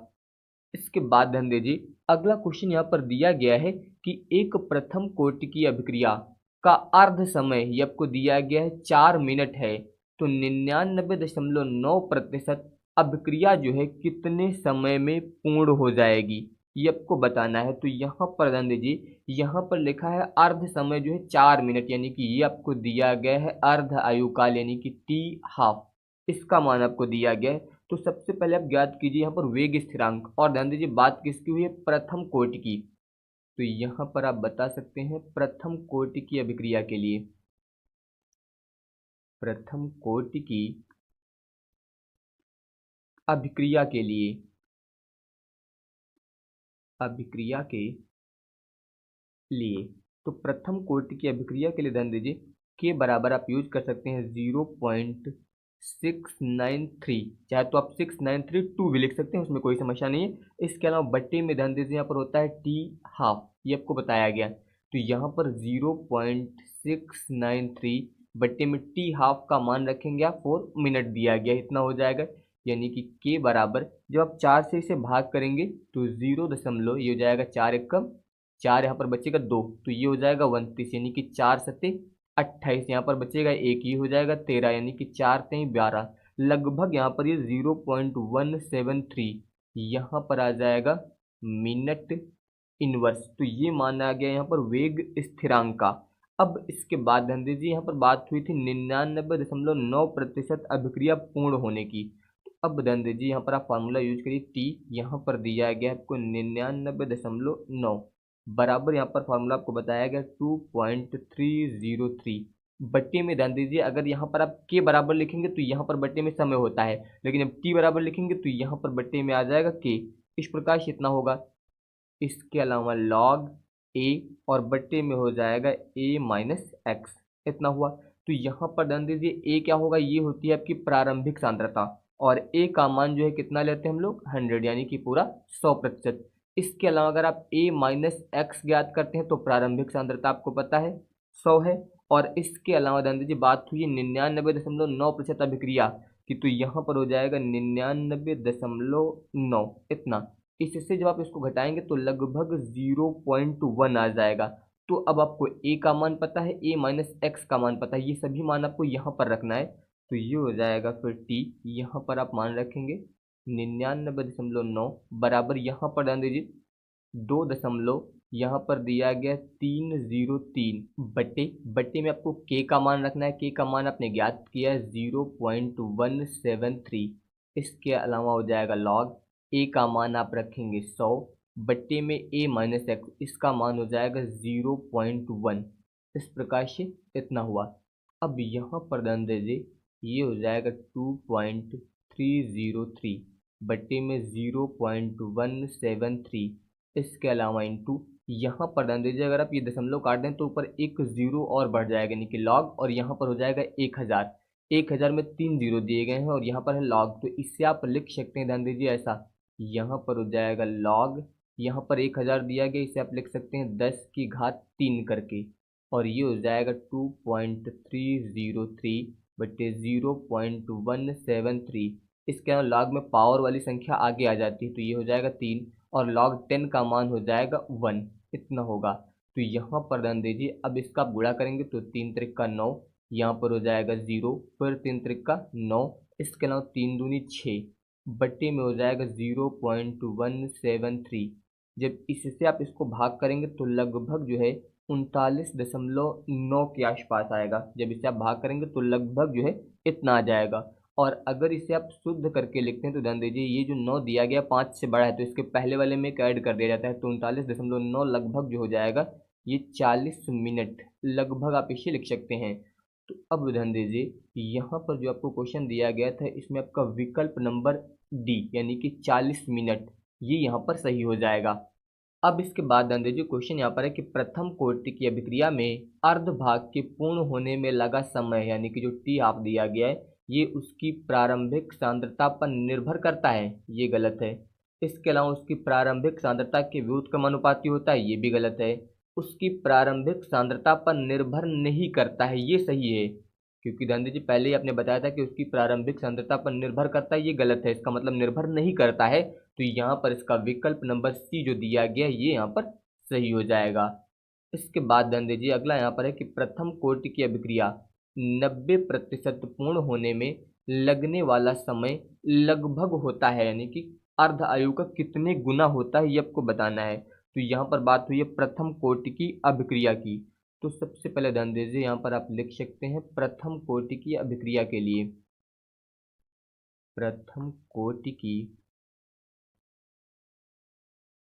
अभिक्रिया के लिए फॉर्मूला होता है टी हाफ बराबर 0.693 और बट्टे में होता है के। ये फॉर्मूला होता है। तो यहाँ पर ध्यान दीजिए, बात हुई अभिक्रिया के 90% पूर्ण होने की। तो इसका मतलब ध्यान दीजिए, जो आपकी प्रारंभिक सांद्रता होती है ए, इसका मान हम लोग 100 लेते हैं, ये हो जाएगा। इसके अलावा अगर आप ए माइनस एक्स ज्ञात करेंगे तो ये हो जाएगा 100 माइनस 90, क्योंकि बात हुई है 90% पूर्ण होने की, यानी कि इसका मान कितना आ जाएगा 10। तो ये आपको पता है। अब ध्यान दीजिए, फॉर्मूला होता है आपका टी, यहाँ पर आप 90 ले लीजिए, बराबर हो जाएगा यहाँ पर 2.303 बट्टे में यहाँ पर आ जाएगा के।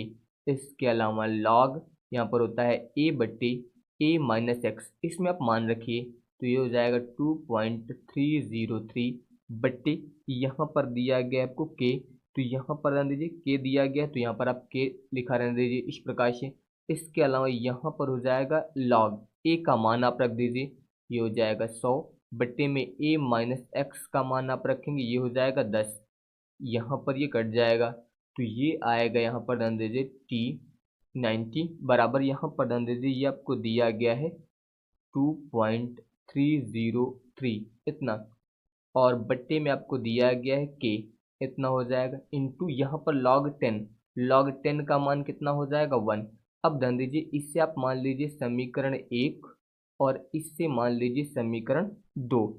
अब यहाँ पर हम लोग समीकरण 2 को समीकरण 1 से भाग करेंगे। यहाँ पर आप लिख सकते हैं कि समीकरण 2 को जो है समीकरण 1 से भाग करने पर, भाग करने के लिए बाएं पक्ष को बाएं पक्ष से भाग करेंगे, तो यहाँ पर ध्यान दीजिए ये आपको दिया गया है टी 90 और बट्टे में आ जाएगा इसके टी हाफ बराबर, यहाँ पर दिया गया है 2.303 बट्टे में है के। यहाँ पर जो दिया गया, जब इससे भाग करेंगे तो ये मान पलट के ऊपर आएगा, यानी कि यहाँ पर हो जाएगा के बट्टे में हो जाएगा 0.693। यहाँ पर के से के जो है आपका कैंसिल हो जाएगा। जब इस संख्या से आप इसे भाग करेंगे तो लगभग यहाँ पर जो है 3.3 के आसपास आ जाएगा, यानी कि यहाँ से जब आप टी 90 ज्ञात करेंगे तो ये इधर गुणे में आएगा, यानी कि 3.3 इंटू यहाँ पर हो जाएगा टी हाफ, इस प्रकार से, यानी कि 90% अभिक्रिया पूर्ण होने में जो लगा समय होगा वो अर्धायु का ध्यान दीजिए 3.3 गुना होगा। गुणे लगा है, इसका मतलब गुना होगा। तो अब ध्यान दीजिए, यानी कि यहाँ पर जो क्वेश्चन दिया गया था इसमें इसका विकल्प नंबर सी, यानी कि अर्धायु का 3.3 गुना हो जाएगा। ये आप लोग याद रखिएगा। इसके बाद ध्यान दीजिए, अगला क्वेश्चन है कि निम्नलिखित में से कौन सी अभिक्रिया जो है आभासी एकाणुक है। तो यहाँ पर बात हुई है आभासी एकाणुक अभिक्रिया की। आभासी एकाणुक अभिक्रिया, तो आभासी एकाणुक अभिक्रिया वो होती है जिसकी कोटि जो है एक हो, कोटि जो है एक हो, लेकिन आणविकता जो है वो एक नहीं होनी चाहिए। ये आप लोग याद रखिएगा कि कोटि जो है इसकी एक होगी, लेकिन जो आणविकता होगी वो एक नहीं होनी चाहिए। इसकी आणविकता जो है वो एक के बराबर नहीं होगी। तो यहाँ पर इसका जो विकल्प नंबर बी दिया गया, इसमें ध्यान दीजिए, आपको यहाँ पर ये H2O दिया गया है। याद रखिएगा कि H2O के सांद्रण में कोई परिवर्तन यहाँ पर नहीं होता है, लेकिन यहाँ पर जो इसकी आणविकता होगी वो 2 होगी, क्योंकि ध्यान दीजिए क्रियाकारक ये है और एक ये है, इसलिए इसकी आणविकता 2 होगी। और इस अभिक्रिया की जो कोटि होगी वो कितनी होगी, 1 होगी। तो यहाँ पर आपको बताया गया कि जिस अभिक्रिया की कोटि 1 और आणविकता 1 ना हो उसे हम लोग बोलते हैं आभासी एकाणुक अभिक्रिया। तो यहाँ पर इसका विकल्प नंबर बी जो है वो सही होगा। अब इसके बाद ध्यान दीजिए, क्वेश्चन है कि एक प्रथम कोटि की अभिक्रिया की अर्ध आयु 400 सेकेंड है, इसका वेग स्थिरांक होगा। यहाँ पर आपको अर्ध आयु यानी कि ये मान आपको टी हाफ का दिया गया है, और इसमें आपसे वेग स्थिरांक जो है पूछा जा रहा है, और आपको फॉर्मूला बताया गया कि वेग स्थिरांक बराबर होता है 0.693 बट्टे टी हाफ। इसमें आप मान रखेंगे तो 0.693 बट्टे में यहाँ पर आ जाएगा 400, इस प्रकार से। जब आप इससे इसको भाग करेंगे तो यहाँ पर लगभग 0.00173 के आसपास जो है आ जाएगा। और अगर इसे आप शुद्ध करके लिखते हैं यानी कि मानक रूप में लिखते हैं तो ये दशमलव यहाँ पर एक के बाद होना चाहिए, यानी कि मानक रूप में लिखेंगे तो ये हो जाएगा 1.73। तो ये दशमलव ध्यान दीजिए, आप यहाँ से यहाँ पर ले गए, कितने अंक ले गए, 1 2 3 अंक, तो गुणे में हो जाएगा 10 की घात -3 सेकेंड इनवर्स। तो ये यहाँ पर जो है इसका आंसर होगा, यानी कि आप यहाँ पर देख सकते हैं इसका विकल्प नंबर 1.73 इंटू 10⁻³ सेकेंड इनवर्स, ये यहाँ पर जो है सही होगा। अब इसके बाद ध्यान दीजिए, अगला है कि अभिक्रिया A+2B, इसके बाद लिखा है उत्पाद के लिए वेग स्थिरांक, यहाँ पर ये आपको वेग स्थिरांक दिया गया द्वारा व्यक्त किया जाता है। तो अभिक्रिया की कोटि है, यहाँ पर आपको अभिक्रिया की कोटि बतानी है। तो आप लोग याद रखिएगा कि जो अभिक्रिया की कोटि होती है वो जो है वेग समीकरण में दिए गए जो अभिकारक होते हैं उनके घातांकों के योग के बराबर होती है। ये आप लोग याद रखिएगा, यानी कि यहाँ पर ये दिया गया इसकी घात कितनी होगी 1, यहाँ पर b दिया गया इसकी घात कितनी है 2। इसका मतलब जब आप इसका योग करेंगे तो 1+2 यानी कि बराबर कितना हो जाएगा 3। ये जो है यहाँ पर अभिक्रिया की कोटि हो जाएगी। इस प्रकार से आप यहाँ पर कोटि ज्ञात कर सकते हैं।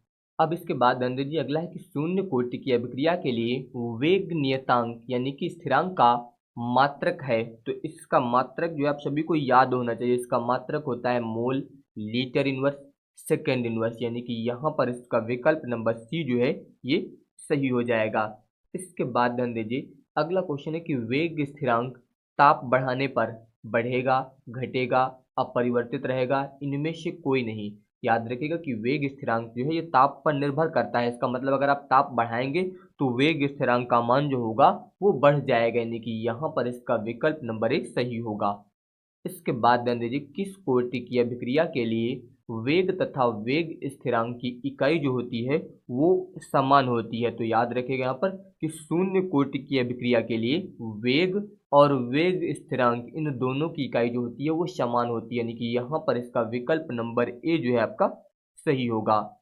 इसके बाद ध्यान दीजिए, अगला है कि प्रथम कोटि की अभिक्रिया के वेग स्थिरांक की इकाई है। बात हुई है प्रथम कोटि की, तो प्रथम कोटि की अभिक्रिया के वेग स्थिरांक की इकाई होती है सेकेंड इनवर्स, यानी कि यहाँ पर इसका विकल्प नंबर बी जो है सही हो जाएगा।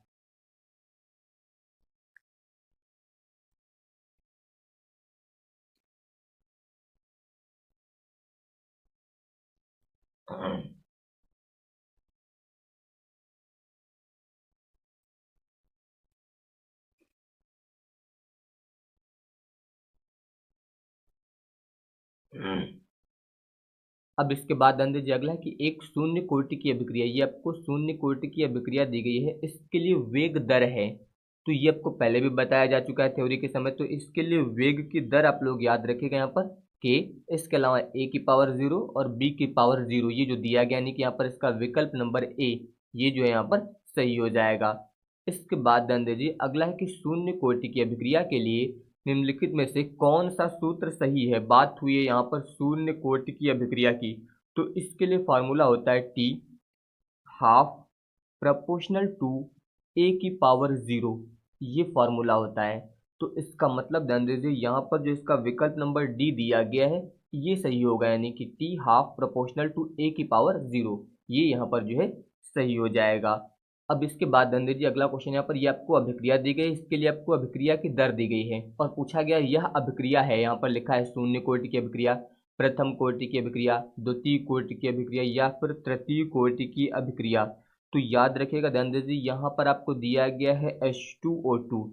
तो H2O2 का अपघटन जो होता है ये एक प्रथम कोटि की अभिक्रिया, ये आप लोग याद रखिएगा कि इसका अपघटन जो है ये एक प्रथम कोटि की अभिक्रिया है। अपघटन जो है ये प्रथम कोटि की अभिक्रिया है, यानी कि यहाँ पर इसका विकल्प नंबर बी ये जो दिया गया ये सही हो जाएगा। तो इसमें क्वेश्चन लिया गया कि निम्न में संक्रमण धातु ऑक्साइड लौह चुंबकत्व गुण दर्शाता है। यहाँ पर आपको दिया गया है MnO2, इसके अलावा TiO2, VO2 और CrO2। तो यहाँ पर बात हुई है इसमें लौह चुंबकत्व गुण की। तो आप लोग याद रखिएगा, किसी पदार्थ का वह गुण जो पदार्थ को चुंबकीय क्षेत्र में रखने पर जो है उसकी ओर आकर्षित कर लेता है उसे हम लोग बोलते हैं लौह चुंबकत्व। और लौह चुंबकीय पदार्थों के उपस्थिति में जो है चुंबकीय क्षेत्र का मान जो होता है वो बहुत अधिक बढ़ जाता है, ये आपको याद रखना है। तो यहाँ पर जो इसका विकल्प नंबर डी दिया गया है यानी कि CrO2, ये जो है एक लौह चुंबकीय पदार्थ है। तो ये जो है यहाँ पर लौह चुंबकत्व गुण को प्रदर्शित करेगा। ये आप लोग याद रखिएगा कि ये जो है यहाँ पर एक लौह चुंबकीय पदार्थ है, लौह चुंबकीय पदार्थ। और ये लौह चुंबकीय पदार्थ है, इसलिए यहाँ पर ये जो है लौह चुंबकत्व के गुण को प्रदर्शित करेगा। ये आप लोग यहाँ पर इसके बारे में याद रखिएगा।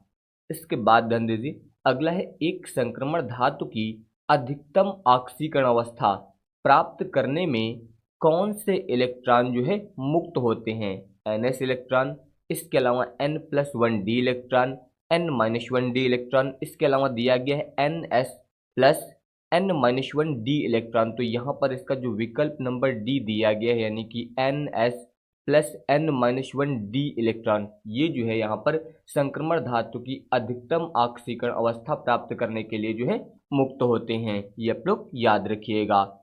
इसके बाद ध्यान दीजिए, अगला है संक्रमण तत्वों में 4D श्रेणी का तत्व है। यहाँ पर बात हुई है 4D श्रेणी की। तो अगर यहाँ पर हम लोग 4D श्रेणी की बात करें, इसमें जो है परमाणु क्रमांक 39 से जो है 48 तक के तत्वों को रखा गया है। ये आप लोग याद रखिएगा। 4D श्रेणी में जो है परमाणु क्रमांक 39 से लेकर जो है परमाणु क्रमांक 48 तक के तत्वों को रखा गया है। तो यहाँ पर ध्यान दीजिए, यहाँ पर आपको परमाणु क्रमांक दिया गया है 37, यहाँ पर दिया गया है 47, यहाँ पर है 57 और यहाँ पर दिया गया है 30। तो यहाँ पर ध्यान दीजिए 39 से 48, इसके बीच में आपका आएगा 47, यानी कि यहाँ पर जो विकल्प नंबर बी दिया गया ये सही होगा। यानी कि बात हुई है 4D श्रेणी की, तो 4D श्रेणी में परमाणु क्रमांक 39 से परमाणु क्रमांक 48 तक के तत्वों को रखा गया है और यहाँ पर इसका परमाणु क्रमांक दिया गया 47। इसका मतलब ये जो है 4D श्रेणी का तत्व है। तो यहाँ पर इसका विकल्प नंबर बी जो है ये सही हो जाएगा। इसके बाद ध्यान दीजिए, अगला है निम्न में अनुचुंबकीय आयन है। यहाँ पर बात हुई है अनुचुंबकीय आयन की। तो जैसे कि यहाँ पर आपको दिया गया है Zn, इसके अलावा 2+। अगर आप इसका इलेक्ट्रॉनिक विन्यास करें तो इसका इलेक्ट्रॉनिक विन्यास होगा 1s2, इसके अलावा 2s2, 2p6, इसके अलावा हो जाएगा 3s2, 3p6 और 3d10 ये होगा। यानी कि इसके बाह्य कोश का जो इलेक्ट्रॉनिक विन्यास होगा वो 3d10 होगा इस प्रकार से। तो अगर ध्यान दीजिए यहाँ पर आप इसमें इलेक्ट्रॉन को प्रदर्शित करें तो ध्यान दीजिए यहाँ पर d, इसमें आपके 5 कक्षक होंगे। इस प्रकार से आप यहाँ पर इसे प्रदर्शित कर दीजिए। तो यहाँ पर ध्यान दीजिए 1 2 3 4 और इसके अलावा यहाँ पर हो जाएंगे इसमें 5 कक्षक। अगर आप इसमें इलेक्ट्रॉन भरते हैं तो ध्यान दीजिए 3d10, यानी कि यहाँ पर इसमें कितने इलेक्ट्रॉन है आपके 10 इलेक्ट्रॉन हैं। तो यहाँ पर ये हो जाएगा आपका पहला इलेक्ट्रॉन, दूसरा, इसके बाद तीसरा, चौथा और ये हो जाएगा यहाँ पर पांचवा। फिर इसी प्रकार से यहाँ पर ध्यान दीजिए अगला ये हो जाएगा आपका छठवां, फिर हो जाएगा सातवां, आठवां, नौवां और ये हो जाएगा आपका 10वां। यानी कि इसमें जो है कोई भी अयुग्मित इलेक्ट्रॉन नहीं है आपका, इसमें जो है अयुग्मित इलेक्ट्रॉन आपका नहीं है। इसी प्रकार से ध्यान दीजिए आपको यहाँ पर दिया गया है इसमें Ni2+, Ni यहाँ पर दिया गया 2+। इसी प्रकार से यहाँ पर जब आप इसका इलेक्ट्रॉनिक विन्यास करेंगे तो इसके बाह्य कोश का जो इलेक्ट्रॉनिक विन्यास आएगा वो आएगा 3d8। यहाँ पर जब आप इसका इलेक्ट्रॉनिक विन्यास करेंगे तो यहाँ पर ये जो लिखा गया है ये बाह्य कोश का इलेक्ट्रॉनिक विन्यास यहाँ पर लिखा गया है, तो ये आएगा आपका 3d8। और अगर यहाँ पर आप इलेक्ट्रॉन प्रदर्शित करते हैं तो यहाँ पर ध्यान दीजिए डी कक्षक है, इसमें 5 कक्षक आप इस प्रकार से प्रदर्शित करेंगे। यहाँ पर हो जाएगा 1 2 3 4 और इसके अलावा यहाँ पर ये हो जाएगा 5 इस प्रकार से। तो इसमें अगर आप इलेक्ट्रॉन भरेंगे तो यहाँ पर हो जाएगा 1 2 3 4 5 और इसके अलावा 6 7 8। तो इसमें ध्यान दीजिए यहाँ पर अयुग्मित इलेक्ट्रॉन कितने हैं आपके 2, यहाँ पर जो है आपके अयुग्मित इलेक्ट्रॉन 0 थे, इसमें जो है अयुग्मित इलेक्ट्रॉन 0 हैं। तो यहाँ पर आप इसमें लिख सकते हैं अयुग्मित इलेक्ट्रॉन, यहाँ पर हो जाएंगे आपके 0। इसके अलावा इसमें अयुग्मित इलेक्ट्रॉन कितने हैं? 2। तो यहाँ पर आप बता सकते हैं 2 अयुग्मित इलेक्ट्रॉन, अयुग्मित इलेक्ट्रॉन ये हो जाएंगे। इसी प्रकार से यहाँ पर आपको दिया गया है Cu+। अगर आप इसका इलेक्ट्रॉनिक विन्यास करेंगे तो इसके बाह्य कोश का जो इलेक्ट्रॉनिक विन्यास आएगा वो आएगा 3d10। तो उसी प्रकार से अगर आप यहाँ पर इसमें इलेक्ट्रॉन प्रदर्शित करते हैं तो यहाँ पर डी दिया गया है, इसमें कक्षक होंगे आपके 5, 1 2 3 4 और इसके अलावा यहाँ पर हो जाएंगे 5 कक्षक। इलेक्ट्रॉन आप भरेंगे इसमें तो 1 2 3 4 5, इसके अलावा 6 7 8 9 10, यानी कि इसमें भी अयुग्मित इलेक्ट्रॉन आपके 0 हैं। तो यहाँ पर आप बता सकते हैं 0 अयुग्मित इलेक्ट्रॉन, अयुग्मित इलेक्ट्रॉन। इसके अलावा लास्ट में आपको दिया गया है यहाँ पर Ag+। इस प्रकार से अगर आप इसका इलेक्ट्रॉनिक विन्यास करेंगे तो इसके बाह्य कोश का इलेक्ट्रॉनिक विन्यास जो होगा वो होगा 4d10। इस प्रकार से तो यहाँ पर ध्यान दीजिए, अगर इलेक्ट्रॉनिक विन्यास करेंगे तो ये आएगा आपका 4d10। तो यहाँ पर भी अगर आप इलेक्ट्रॉन प्रदर्शित करेंगे तो इसमें भी आपके 10 इलेक्ट्रॉन हैं और डी कक्षक दिया गया है। तो यहाँ पर 2 3 4 और ये हो जाएगा 5। इस प्रकार से इलेक्ट्रॉन भरेंगे आप इसमें तो 1 2 3 4 5, इसके अलावा 6 7 8 9 और 10, यानी कि इसमें भी आपके अयुग्मित इलेक्ट्रॉन कितने हैं? 0 हैं। यहाँ पर भी जो है इसमें अयुग्मित इलेक्ट्रॉन जो होंगे वो 0 हो जाएंगे। तो यहाँ पर ध्यान दीजिए, जो आपका ये दिया गया था Ni2+, इसमें जो है आपके 2 अयुग्मित इलेक्ट्रॉन यहाँ पर थे, बाकी सभी में जो है यहाँ पर अयुग्मित इलेक्ट्रॉन जो है वो 0 हैं। तो इसका मतलब यहाँ पर जो है इनमें से जो अनुचुंबकीय आयन होगा, यहाँ पर जो इसमें 2 अयुग्मित इलेक्ट्रॉन की उपस्थिति के कारण जो है यहाँ पर जो है इसमें Ni2+ जो है ये अनुचुंबकीय आयन होगा, यानी कि यहाँ पर इसका विकल्प नंबर बी सही होगा, क्योंकि इसमें जो है आपके 2 अयुग्मित इलेक्ट्रॉन उपस्थित हैं, बाकी इन सभी में जो है कोई भी अयुग्मित इलेक्ट्रॉन उपस्थित नहीं है। तो यहाँ पर जो इसका विकल्प नंबर बी यानी कि Ni2+ ये सही होगा, क्योंकि इसमें जो है 2 अयुग्मित इलेक्ट्रॉन उपस्थित हैं। अब इसके बाद ध्यान दीजिए, यहाँ पर ये आपको एक उपसह संयोजक यौगिक दिया गया है और इसमें आपको CO की जो है समन्वय संख्या बतानी है। तो यहाँ पर ध्यान दीजिए, आपको दिया गया है En। यहाँ पर ये एक द्विदंतुक लिगैंड होता है, ये जो होता है ये द्विदंतुक लिगैंड होता है, ये आपको पता होना चाहिए। ये यहाँ पर जो है आपको द्विदंतुक लिगैंड दिया गया है, ये हो जाएगा। और इसके अलावा इसमें आपको दिया गया है Cl, ये जो होता है ये आपका एक दंतुक लिगैंड होता है, एक दंतुक लिगैंड। इसी के अनुसार जो है आपको यहाँ पर CO की समन्वय संख्या ज्ञात करनी है। इसकी आपको यहाँ पर जो है समन्वय संख्या बतानी है। तो इसके लिए ध्यान दीजिए, यहाँ पर En दिया गया, ये एक द्विदंतुक लिगैंड है, तो यहाँ पर होगा 2। कितने En है यहाँ पर? 2, इसलिए गुणे हो जाएगा 2। फिर प्लस Cl जो है आपका एक दंतुक लिगैंड है, तो यहाँ पर होगा 1। कितने Cl थे आपके? 2, तो यहाँ पर हो जाएगा 2, यानी कि 2 दूनी 4 और 2 एक कम 2 बराबर कितना आ जाएगा? 6, यानी कि यहाँ पर इसका विकल्प नंबर डी 6 जो दिया गया ये यहाँ पर सही हो जाएगा। इसके बाद ध्यान दीजिए, अगला यहाँ पर उसी प्रकार से आपको एक उपसह संयोजक यौगिक दिया गया है और इसमें भी आपको CO की जो है ऑक्सीकरण अवस्था बतानी है। तो यहाँ पर ध्यान दीजिए, ये आपको दिया गया है CO इस प्रकार से। इसके अलावा NH3 का होल 5, फिर यहाँ पर दिया गया है Cl, इतना है, और इसके अलावा आपको दिया गया है Cl2। तो इसकी जो है आपको यहाँ पर ऑक्सीकरण अवस्था बतानी है CO की। तो इसकी ऑक्सीकरण अवस्था आप मान लीजिए X, इस प्रकार से लिखेंगे। इसके अलावा प्लस यहाँ पर ध्यान दीजिए दिया गया है NH 3, यहाँ पर क्या दिया गया है NH3, इस पर जो है चार्ज नहीं होता है, यानी कि ये उदासीन होता है, इसलिए इस पर चार्ज नहीं होगा, इसलिए यहाँ पर क्या हो जाएगा, ये हो जाएगा 0। यहाँ पर होल 5 दिया गया है, इसलिए गुणे में हो जाएगा 5, इस पर जो है कोई आवेश नहीं होता है, इसलिए यहाँ पर ये हो जाएगा 0। इसके अलावा आपको दिया गया है Cl, Cl पर -1 चार्ज होगा, तो यहाँ पर हो जाएगा -1, इस प्रकार से। इसके अलावा ध्यान दीजिए यहाँ पर इतना होगा, फिर प्लस, अब ध्यान दीजिए Cl2 दिया गया है, Cl पर बताया गया कितना चार्ज होता है, -1 होता है, तो यहाँ पर हो जाएगा माइनस, और इसके अलावा ध्यान दीजिए यहाँ पर -1 होगा और 2 थे, इसलिए गुणे में हो जाएगा 2, और बराबर यहाँ पर आप मान लेंगे इसमें 0, इस प्रकार से इतना होगा।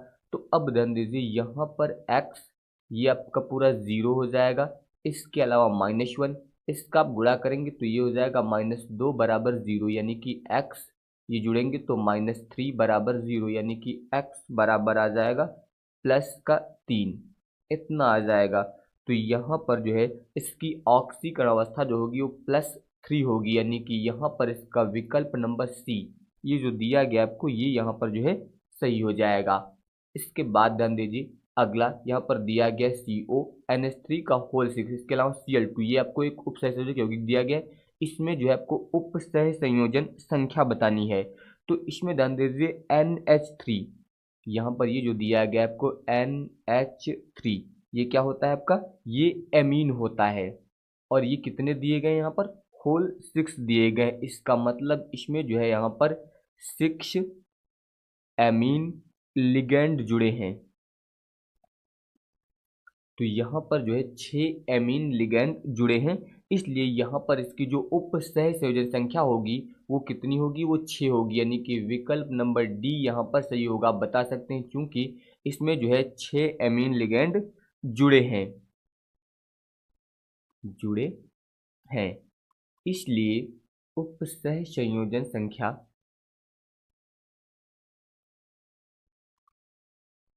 संयोजन संख्या बराबर क्या हो जाएगी, 6 हो जाएगी। आप लोग याद रखिएगा कि इसमें जो है 6 एमीन लिगेंड जुड़े हैं, इसलिए यहाँ पर जो उप सहसंयोजन संख्या होगी वो क्या होगी, वो 6 हो जाएगी। अब इसके बाद ध्यान दीजिए अगला है हेट्रोलिप्टिक संकर है, तो यहाँ पर ध्यान दीजिए जो इसका विकल्प नंबर आपका बी दिया गया है, इसमें ध्यान दीजिए यहाँ पर ये दिया गया है CO, इसके अलावा NH3 का होल 5, इसके अलावा है SO4, इस प्रकार से आपको दिया गया है, यहाँ पर है प्लस। तो यहाँ पर जो ये आपको दिया गया है ये होता है आपका केंद्रीय धातु परमाणु, ये होता है आपका केंद्रीय धातु परमाणु। इसके अलावा ये और ये दोनों क्या होते हैं, आपके लिगैंड होते हैं। यहाँ पर ये जो है आपके लिगैंड हैं, और ये दोनों अलग अलग प्रकार के हैं। तो यहाँ पर जो लिगैंड हैं ये भिन्न प्रकार के हैं, यानी कि अलग अलग प्रकार के हैं। तो यहाँ पर ये आपका होता है केंद्रीय धातु परमाणु, केंद्रीय धातु परमाणु। तो इसमें आपका जो ये केंद्रीय धातु परमाणु है ये दो अलग अलग प्रकार के लिगेंडों से जुड़ा है, इसलिए इससे बोला जाएगा हेट्रोलेप्टिक संकर, यानी कि यहाँ पर इसका विकल्प नंबर बी सही होगा। ये जो होगा आपका ये यहाँ पर हेट्रोलिप्टिक संकर होगा, क्योंकि इसमें जो केंद्रीय धातु परमाणु है ये दो अलग अलग प्रकार के लिगेंडों से यहाँ पर जुड़ा हुआ है। बाकी सभी में देख सकते हैं एक ही प्रकार का लिगेंड है, इसमें ये जो है आपका दो अलग अलग प्रकार के लिगेंडों से जुड़ा है, इसलिए ये आपका होगा हेट्रोलिप्टिक संकर। ये आप लोग याद रखिएगा इसके बारे में। इसके बाद ध्यान दीजिए अगला, अगला यहाँ पर है प्रशीतक के रूप में प्रयोग होने वाला यौगिक है। तो यहाँ पर बात हुई है प्रशीतक की, तो प्रशीतक के रूप में यहाँ पर याद रखिएगा प्रयोग होने वाला यौगिक जो होता है आपका वो होता है CF2Cl2, यानी कि विकल्प नंबर सी यहाँ पर सही होगा। ये जो है आपका प्रशीतक के रूप में प्रयोग किया जाता है। इसके बाद ध्यान दीजिए अगला है क्लोरोफॉर्म प्रकाश की उपस्थिति में वायु द्वारा धीरे धीरे जो है ऑक्सीकृत होकर बनाता है। तो याद रखिएगा ये जो है धीरे धीरे ऑक्सीकृत होकर फॉस्जीन बनाता है, ये जो है धीरे धीरे ऑक्सीकृत होकर क्या बनाता है, ये बनाता है यहाँ पर फॉस्जीन, यानी कि यहाँ पर इसका विकल्प नंबर ए जो दिया गया ये सही होगा। तो क्लोरोफॉर्म जो है प्रकाश की उपस्थिति में वायु द्वारा धीरे धीरे ऑक्सीकृत होकर क्या बनाएगा, ये बनाएगा यहाँ पर फॉस्जीन, यानी कि यहाँ पर इसका विकल्प नंबर ए जो है ये सही हो जाएगा। अब इसके बाद ध्यान दीजिए, अगला है CHCl3 ऑक्सीकरण पर देता है। तो याद रखिएगा ये जो है ऑक्सीकरण पर फॉस्जीन देता है। CHCl3 जो है ये ऑक्सीकरण पर क्या देता है, फॉस्जीन देता है, यानी कि यहाँ पर इसका विकल्प नंबर ए ये जो है यहाँ पर सही हो जाएगा। ये आप लोग याद रखिएगा।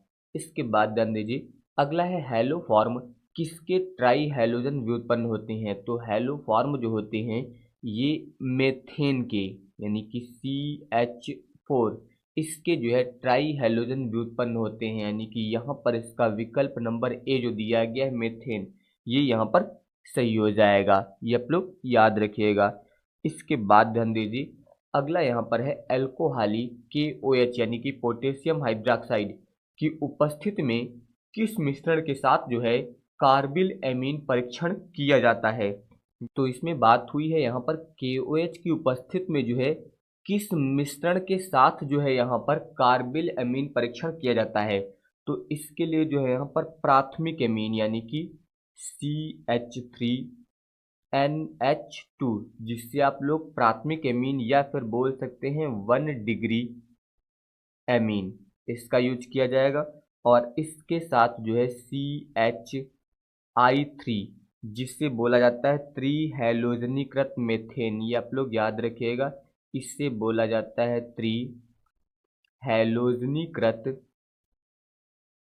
त्रिहैलोजनीकृत मेथेन। इसके साथ जो हम लोग यहाँ पर KOH इसकी क्रिया जो है वो कराते हैं, यहाँ पर इसके जो है इसमें 3 अणु प्रयोग किए जाएंगे। तो जब इसके साथ यहाँ पर इसमें गर्म किया जाएगा तो इसमें बनता है मेथिल आइसोसाइनाइड यानी कि CH3 ट्रिपल बॉन्ड NC, ये बनता है, इसे बोला जाता है मेथिल आइसोसाइनाइड। मेथिल आइसोसाइनाइड ये आपका यहाँ पर बन जाएगा आइसोसाइनाइड इस प्रकार से। तो यहाँ पर ध्यान दीजिए, ये तो आपका हो जाएगा एल्कोहली KOH, इसके साथ क्या यूज हुआ है 1 डिग्री एमीन यानी कि प्राथमिक एमीन, और CHI3 यानी कि त्रिहैलोजनीकृत मेथेन। तो यहाँ पर आप देख सकते हैं इसका विकल्प नंबर बी यानी कि त्रिहैलोजनीकृत मेथेन और एक प्राथमिक एमीन यानी कि 1 डिग्री एमीन का यूज किया जाता है, यानी कि यहाँ पर KOH की उपस्थिति में जो है आपका त्रिहैलोजनीकृत मेथेन और एक प्राथमिक एमीन, इसके साथ जो है आपका कार्बिल एमीन परीक्षण किया जाता है। इसके बाद अगला है क्लोरोफॉर्म का प्रयोग होता है एक कीटनाशक के रूप में, एक फफूंदीनाशक के रूप में, औद्योगिक विलायक के रूप में या फिर अवशोषक के रूप में। तो यहाँ पर जो क्लोरोफॉर्म होता है याद रखिएगा इसका प्रयोग जो होता है वो औद्योगिक विलायक के रूप में होता है, यानी कि यहाँ पर इसका विकल्प नंबर सी जो है ये सही होगा। याद रखिएगा कि क्लोरोफॉर्म का प्रयोग जो होता है ये औद्योगिक विलायक के रूप में किया जाता है। इसके बाद अगला है निम्न में से कौन सा लिगैंड जो है वो कीलेट बनाता है, कौन सा लिगैंड जो होता है वो कीलेट बनाता है। तो ये आप लोग याद रखिएगा कि C2O4 2- ये आपका जो होता है ये ऑक्सलेट आयन होता है, ये जो है ऑक्सलेट आयन द्विदंती लिगैंड होता है जो कि धातु के साथ मिलकर कीलेट वलय बनाता है, इससे हम लोग बोलते हैं ऑक्सलेट। यहाँ पर ये होता है आपका ऑक्सलेट। तो ये आप लोग याद रखिएगा यहाँ पर कि ये ऑक्सलेट जो है यानी कि ये ऑक्सलेट आयन जो है द्विदंती लिगैंड होता है और ये जो है धातु के साथ मिलकर कीलेट वलय का निर्माण करता है। तो यहाँ पर इसका विकल्प नंबर बी ऑक्सलेट ये जो है सही हो जाएगा। इसके बाद ध्यान दीजिए, अगला यहाँ पर दिया गया है कि निम्नलिखित में से कौन सा आयन जो है वो उपसह संयोजक यौगिक नहीं बनाता है। तो याद रखिएगा Na+ यानी कि सोडियम आयन जो होता है ये उपसह संयोजन यौगिक नहीं बनाता है, यानी कि यहाँ पर इसका विकल्प नंबर ए ये जो है आपका सही हो जाएगा। ये जो है आपका उपसह संयोजन यौगिक नहीं बनाता है। इसके बाद अगला है कि कौन सा धनायन अमोनिया के साथ जो है एमीन संकुल नहीं बनाता है। तो अमोनिया के साथ जो है आपका एल्यूमिनियम 3+, ये जो है यहाँ पर याद रखिएगा कि अमोनिया के साथ जो है एमीन संकुल नहीं बनाता है, यानी कि यहाँ पर इसका विकल्प नंबर बी Al3+, ये जो है यहाँ पर सही हो जाएगा। तो इसमें यहाँ पर क्वेश्चन लिया गया है कि ल्यूकास अभिकर्मक किसकी पहचान में प्रयुक्त होता है। तो यहाँ पर बात हुई है ल्यूकास अभिकर्मक की। ये अभिकर्मक जो है 1 डिग्री, इसके अलावा 2 डिग्री और 3 डिग्री, या फिर आप बोल सकते हैं प्राथमिक, द्वितीयक और तृतीयक अल्कोहल की पहचान के लिए जो है प्रयुक्त किया जाता है। ये आपको यहाँ पर इसके बारे में पता रखना है कि ये जो है यहाँ पर अल्कोहल की पहचान में प्रयुक्त होता है, यानी कि यहाँ पर इसका विकल्प नंबर ए जो दिया गया ये सही होगा। 1 डिग्री का मतलब प्राथमिक, 2 डिग्री का मतलब द्वितीयक और 3 डिग्री का मतलब तृतीयक अल्कोहलों की पहचान में जो है ल्यूकास अभिकर्मक का यूज किया जाता है। इसके बाद ध्यान दीजिए अगला क्वेश्चन है कि ल्यूकास अभिकर्मक है, यहाँ पर दिया गया है सांद्र HCl प्लस निर्जल ZnCl2, इसके अलावा PD BaSO4, फिर यहाँ पर ध्यान दीजिए तनु HCl प्लस निर्जल ZnCl2 दिया गया। तो याद रखिएगा कि ल्यूकास अभिकर्मक जो होता है ये सांद्र HCl और निर्जल ZnCl2 का मिश्रण होता है, ये आपको याद रखना है। यहाँ पर तनु HCl भी दिया गया है, तो इसमें आपको गलती नहीं करनी है। HCl जो होगा ये सांद्र होगा, यानी कि सांद्र हाइड्रोक्लोरिक अम्ल, इसके अलावा निर्जल ZnCl2 का मिश्रण होता है, ये ल्यूकास अभिकर्मक होता है। अब इसके बाद ध्यान दीजिए अगला यहाँ पर है ल्यूकास अभिकर्मक का प्रयोग मोनोहाइड्रिक अल्कोहल के विभेद में किया जाता है। तो अभी आपको बताया गया है कि ल्यूकास अभिकर्मक का प्रयोग जो हम लोग 1 डिग्री, इसके अलावा 2 डिग्री और 3 डिग्री अल्कोहल के विभेद यानी कि इसके पहचान में जो है करते हैं। तो यहाँ पर दिया गया प्राथमिक, द्वितीयक, तृतीयक, यानी कि यहाँ पर ये तीनों सही हैं, तो इसका विकल्प नंबर डी यानी कि ये सभी, ये यहाँ पर जो है सही हो जाएगा। इसके बाद ध्यान दीजिए अगला यहाँ पर दिया गया है एसिटिक अम्ल की क्रिया डाईएजोमेथेन से कराने पर बनने वाला यौगिक है। तो यहाँ पर बात हुई है एसिटिक अम्ल की, इसकी क्रिया जो है वो डाईएजोमेथेन से कराने पर जो है यहाँ पर कौन सा यौगिक बनेगा। तो याद रखिएगा इसमें बनता है आपका मेथिल एसीटेट, यानी कि यहाँ पर इसका विकल्प नंबर ए जो दिया गया है मेथिल एसीटेट, ये जो है यहाँ पर सही हो जाएगा। इसके बाद अगला यहाँ पर है कि निम्न में कौन फेलिंग विलयन का अपचयन नहीं कर सकता है। यहाँ पर दिया गया है फॉर्मिक अम्ल, इसके अलावा एसिटिक अम्ल, फॉर्मेल्डिहाइड और यहाँ पर दिया गया है एसिटल्डिहाइड। तो याद रखिएगा यहाँ पर कि जो आपका एसिटिक अम्ल होता है ये जो है फेलिंग विलयन का अपचयन नहीं कर सकता है, ये आपको इसके बारे में याद रखना है कि एसिटिक अम्ल जो होता है ये फेलिंग विलयन का अपचयन नहीं करता है। इसके बाद अगला ध्यान दीजिए यहाँ पर दिया गया इसमें रोजेनमुंड अपचयन द्वारा प्राप्त होता है। तो रोजेनमुंड अपचयन द्वारा जो है एल्डिहाइड प्राप्त होता है, यानी कि यहाँ पर इसका विकल्प नंबर ए जो दिया गया ये सही हो जाएगा, यानी कि रोजेनमुंड अपचयन के द्वारा जो है आपको यहाँ पर क्या मिलेगा, एल्डिहाइड मिल जाएगा। इसके बाद ध्यान दीजिए अगला क्वेश्चन है कि फॉर्मेलिन जलीय विलयन है। तो फॉर्मेलिन जो होता है ये फॉर्मेल्डिहाइड का जलीय विलयन होता है, यानी कि यहाँ पर इसका जो विकल्प नंबर ए दिया गया है फॉर्मेल्डिहाइड, ये सही हो जाएगा। तो ये याद रखिएगा आप लोग यहाँ पर कि फॉर्मेलिन जो होता है ये फॉर्मेल्डिहाइड का जलीय विलयन होता है।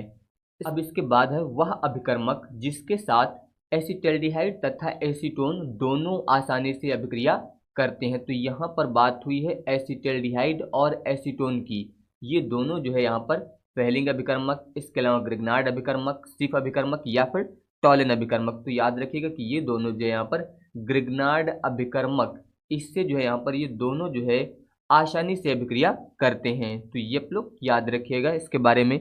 इसके बाद ध्यान दीजिए अगला दिया गया यहाँ पर I2 एवं क्षार के साथ गर्म करने पर कौन सा आयोडोफॉर्म नहीं बनता है। तो यहाँ पर याद रखिएगा कि मेथेनॉल जो होता है आपका ये अगर I2 और क्षार के साथ गर्म किया जाएगा तो यहाँ पर जो है आयोडोफॉर्म नहीं बनता है। तो यहाँ पर विकल्प नंबर सी जो होगा इसका, यानी कि मेथेनॉल, ये यहाँ पर जो है सही हो जाएगा।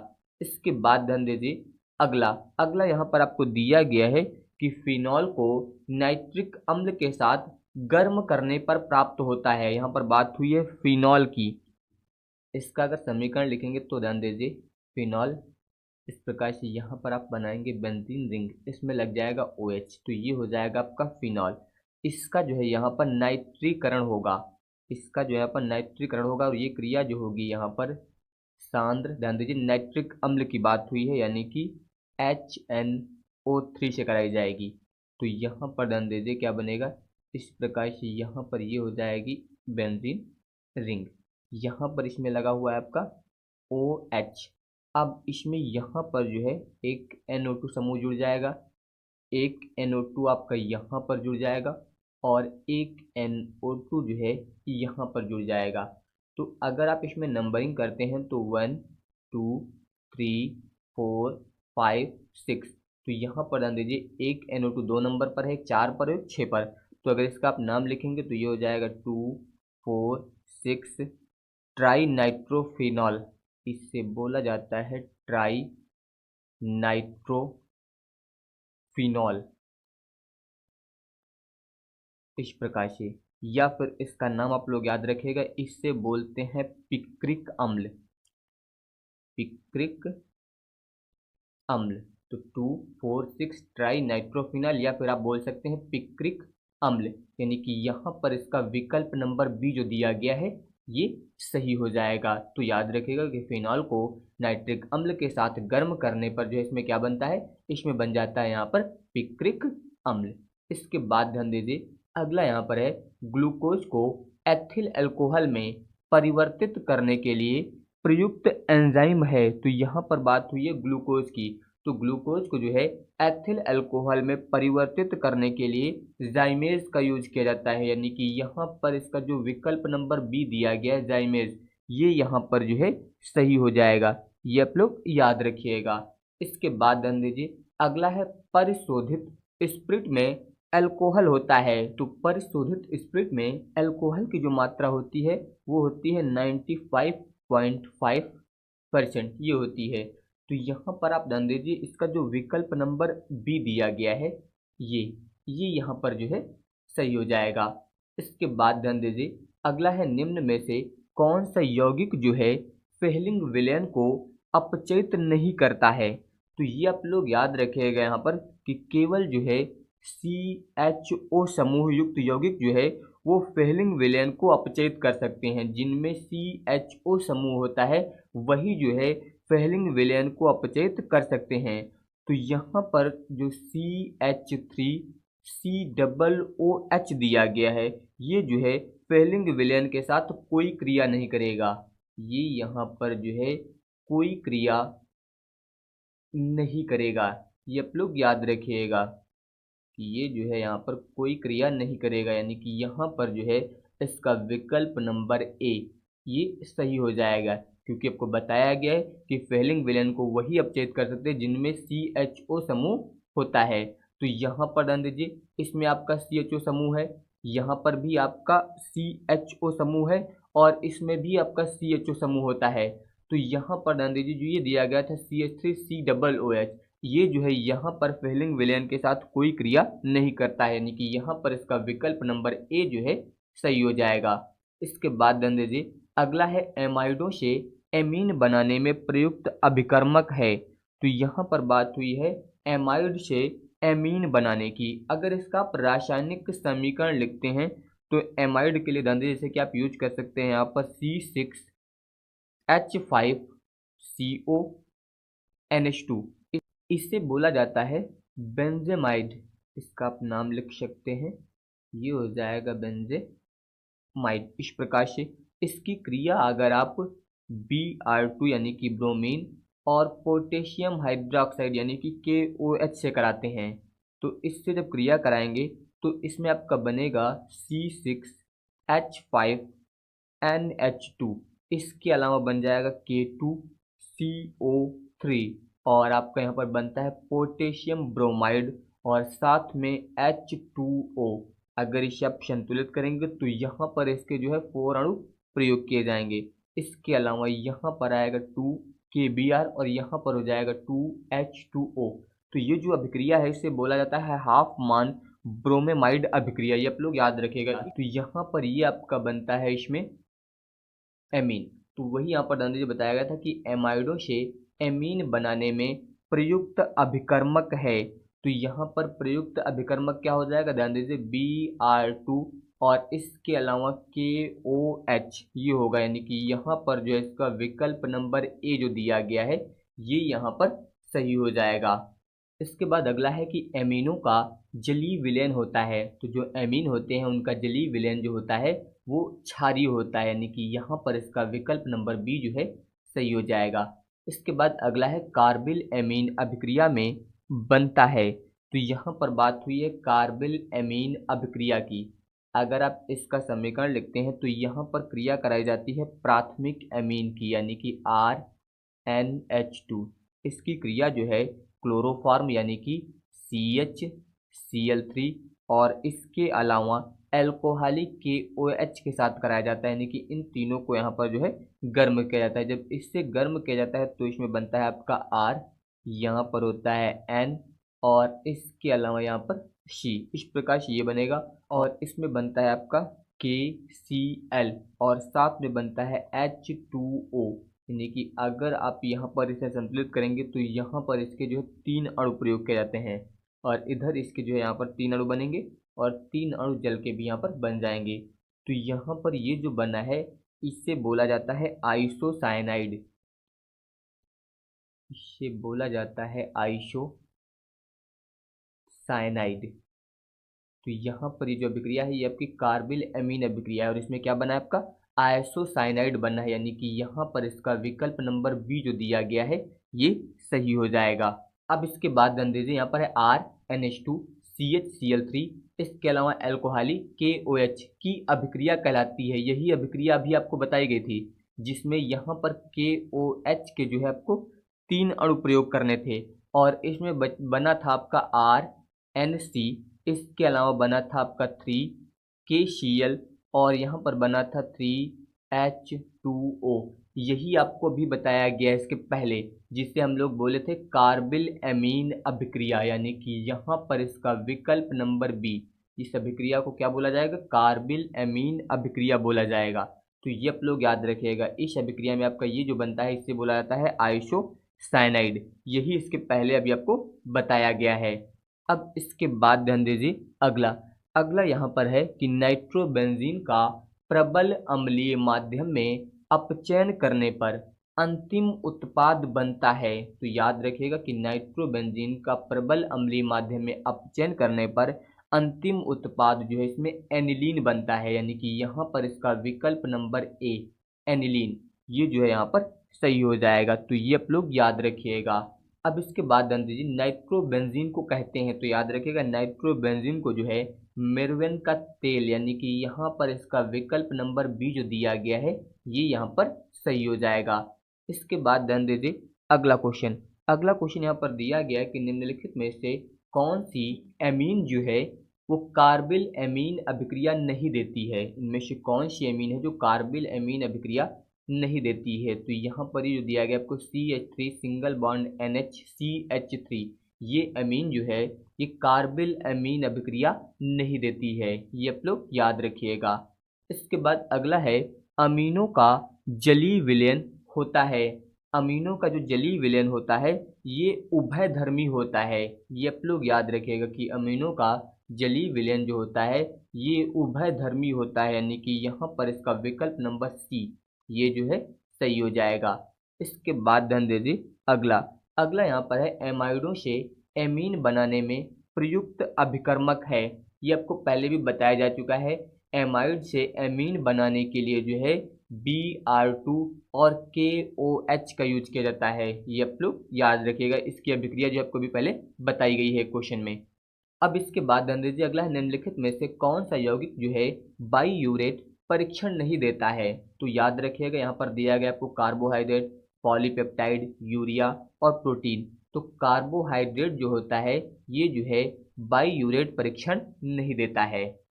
इसके बाद अगला है यहाँ पर कि शरीर में आरक्षित ग्लूकोज के रूप में कार्य करने वाला कार्बोहाइड्रेट है।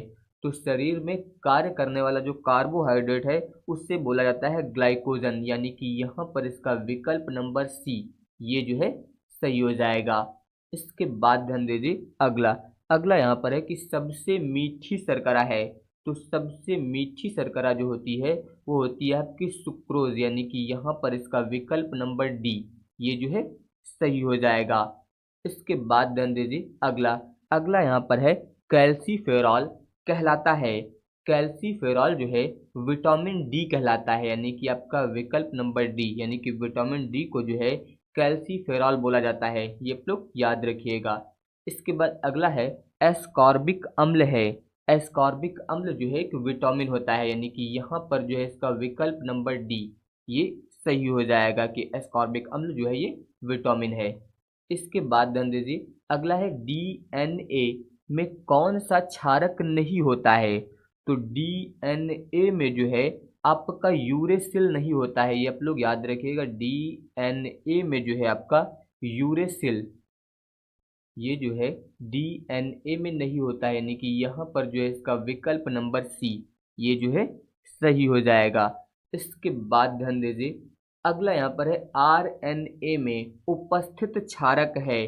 तो आरएनए में जो है आपका एडेनिन होता है। ध्यान दीजिए आरएनए में जो है आपका एडेनिन होता है, इसके अलावा ग्वानिन होता है और साइटोसिन होता है और इसके अलावा यूरेसिल होता है। तो ये यहाँ पर आपका विकल्प नंबर डी जो दिया गया है ये आपका सही हो जाएगा। तो ये आप लोग यहाँ पर याद रखिएगा। अब इसके बाद है एस्कॉर्बिक अम्ल नाम है। तो एस्कॉर्बिक अम्ल जो है ये विटामिन सी का नाम होता है, यानी कि यहाँ पर जो है इसका विकल्प नंबर ए जो दिया गया है ये सही हो जाएगा। इसके बाद ध्यान दीजिए अगला यहाँ पर दिया गया है इनुलिन के जल अपघटन से प्राप्त होता है। तो इसके जल अपघटन से बनता है फ्रक्टोज, यानी कि यहाँ पर इसका विकल्प नंबर बी जो दिया गया है ये सही हो जाएगा।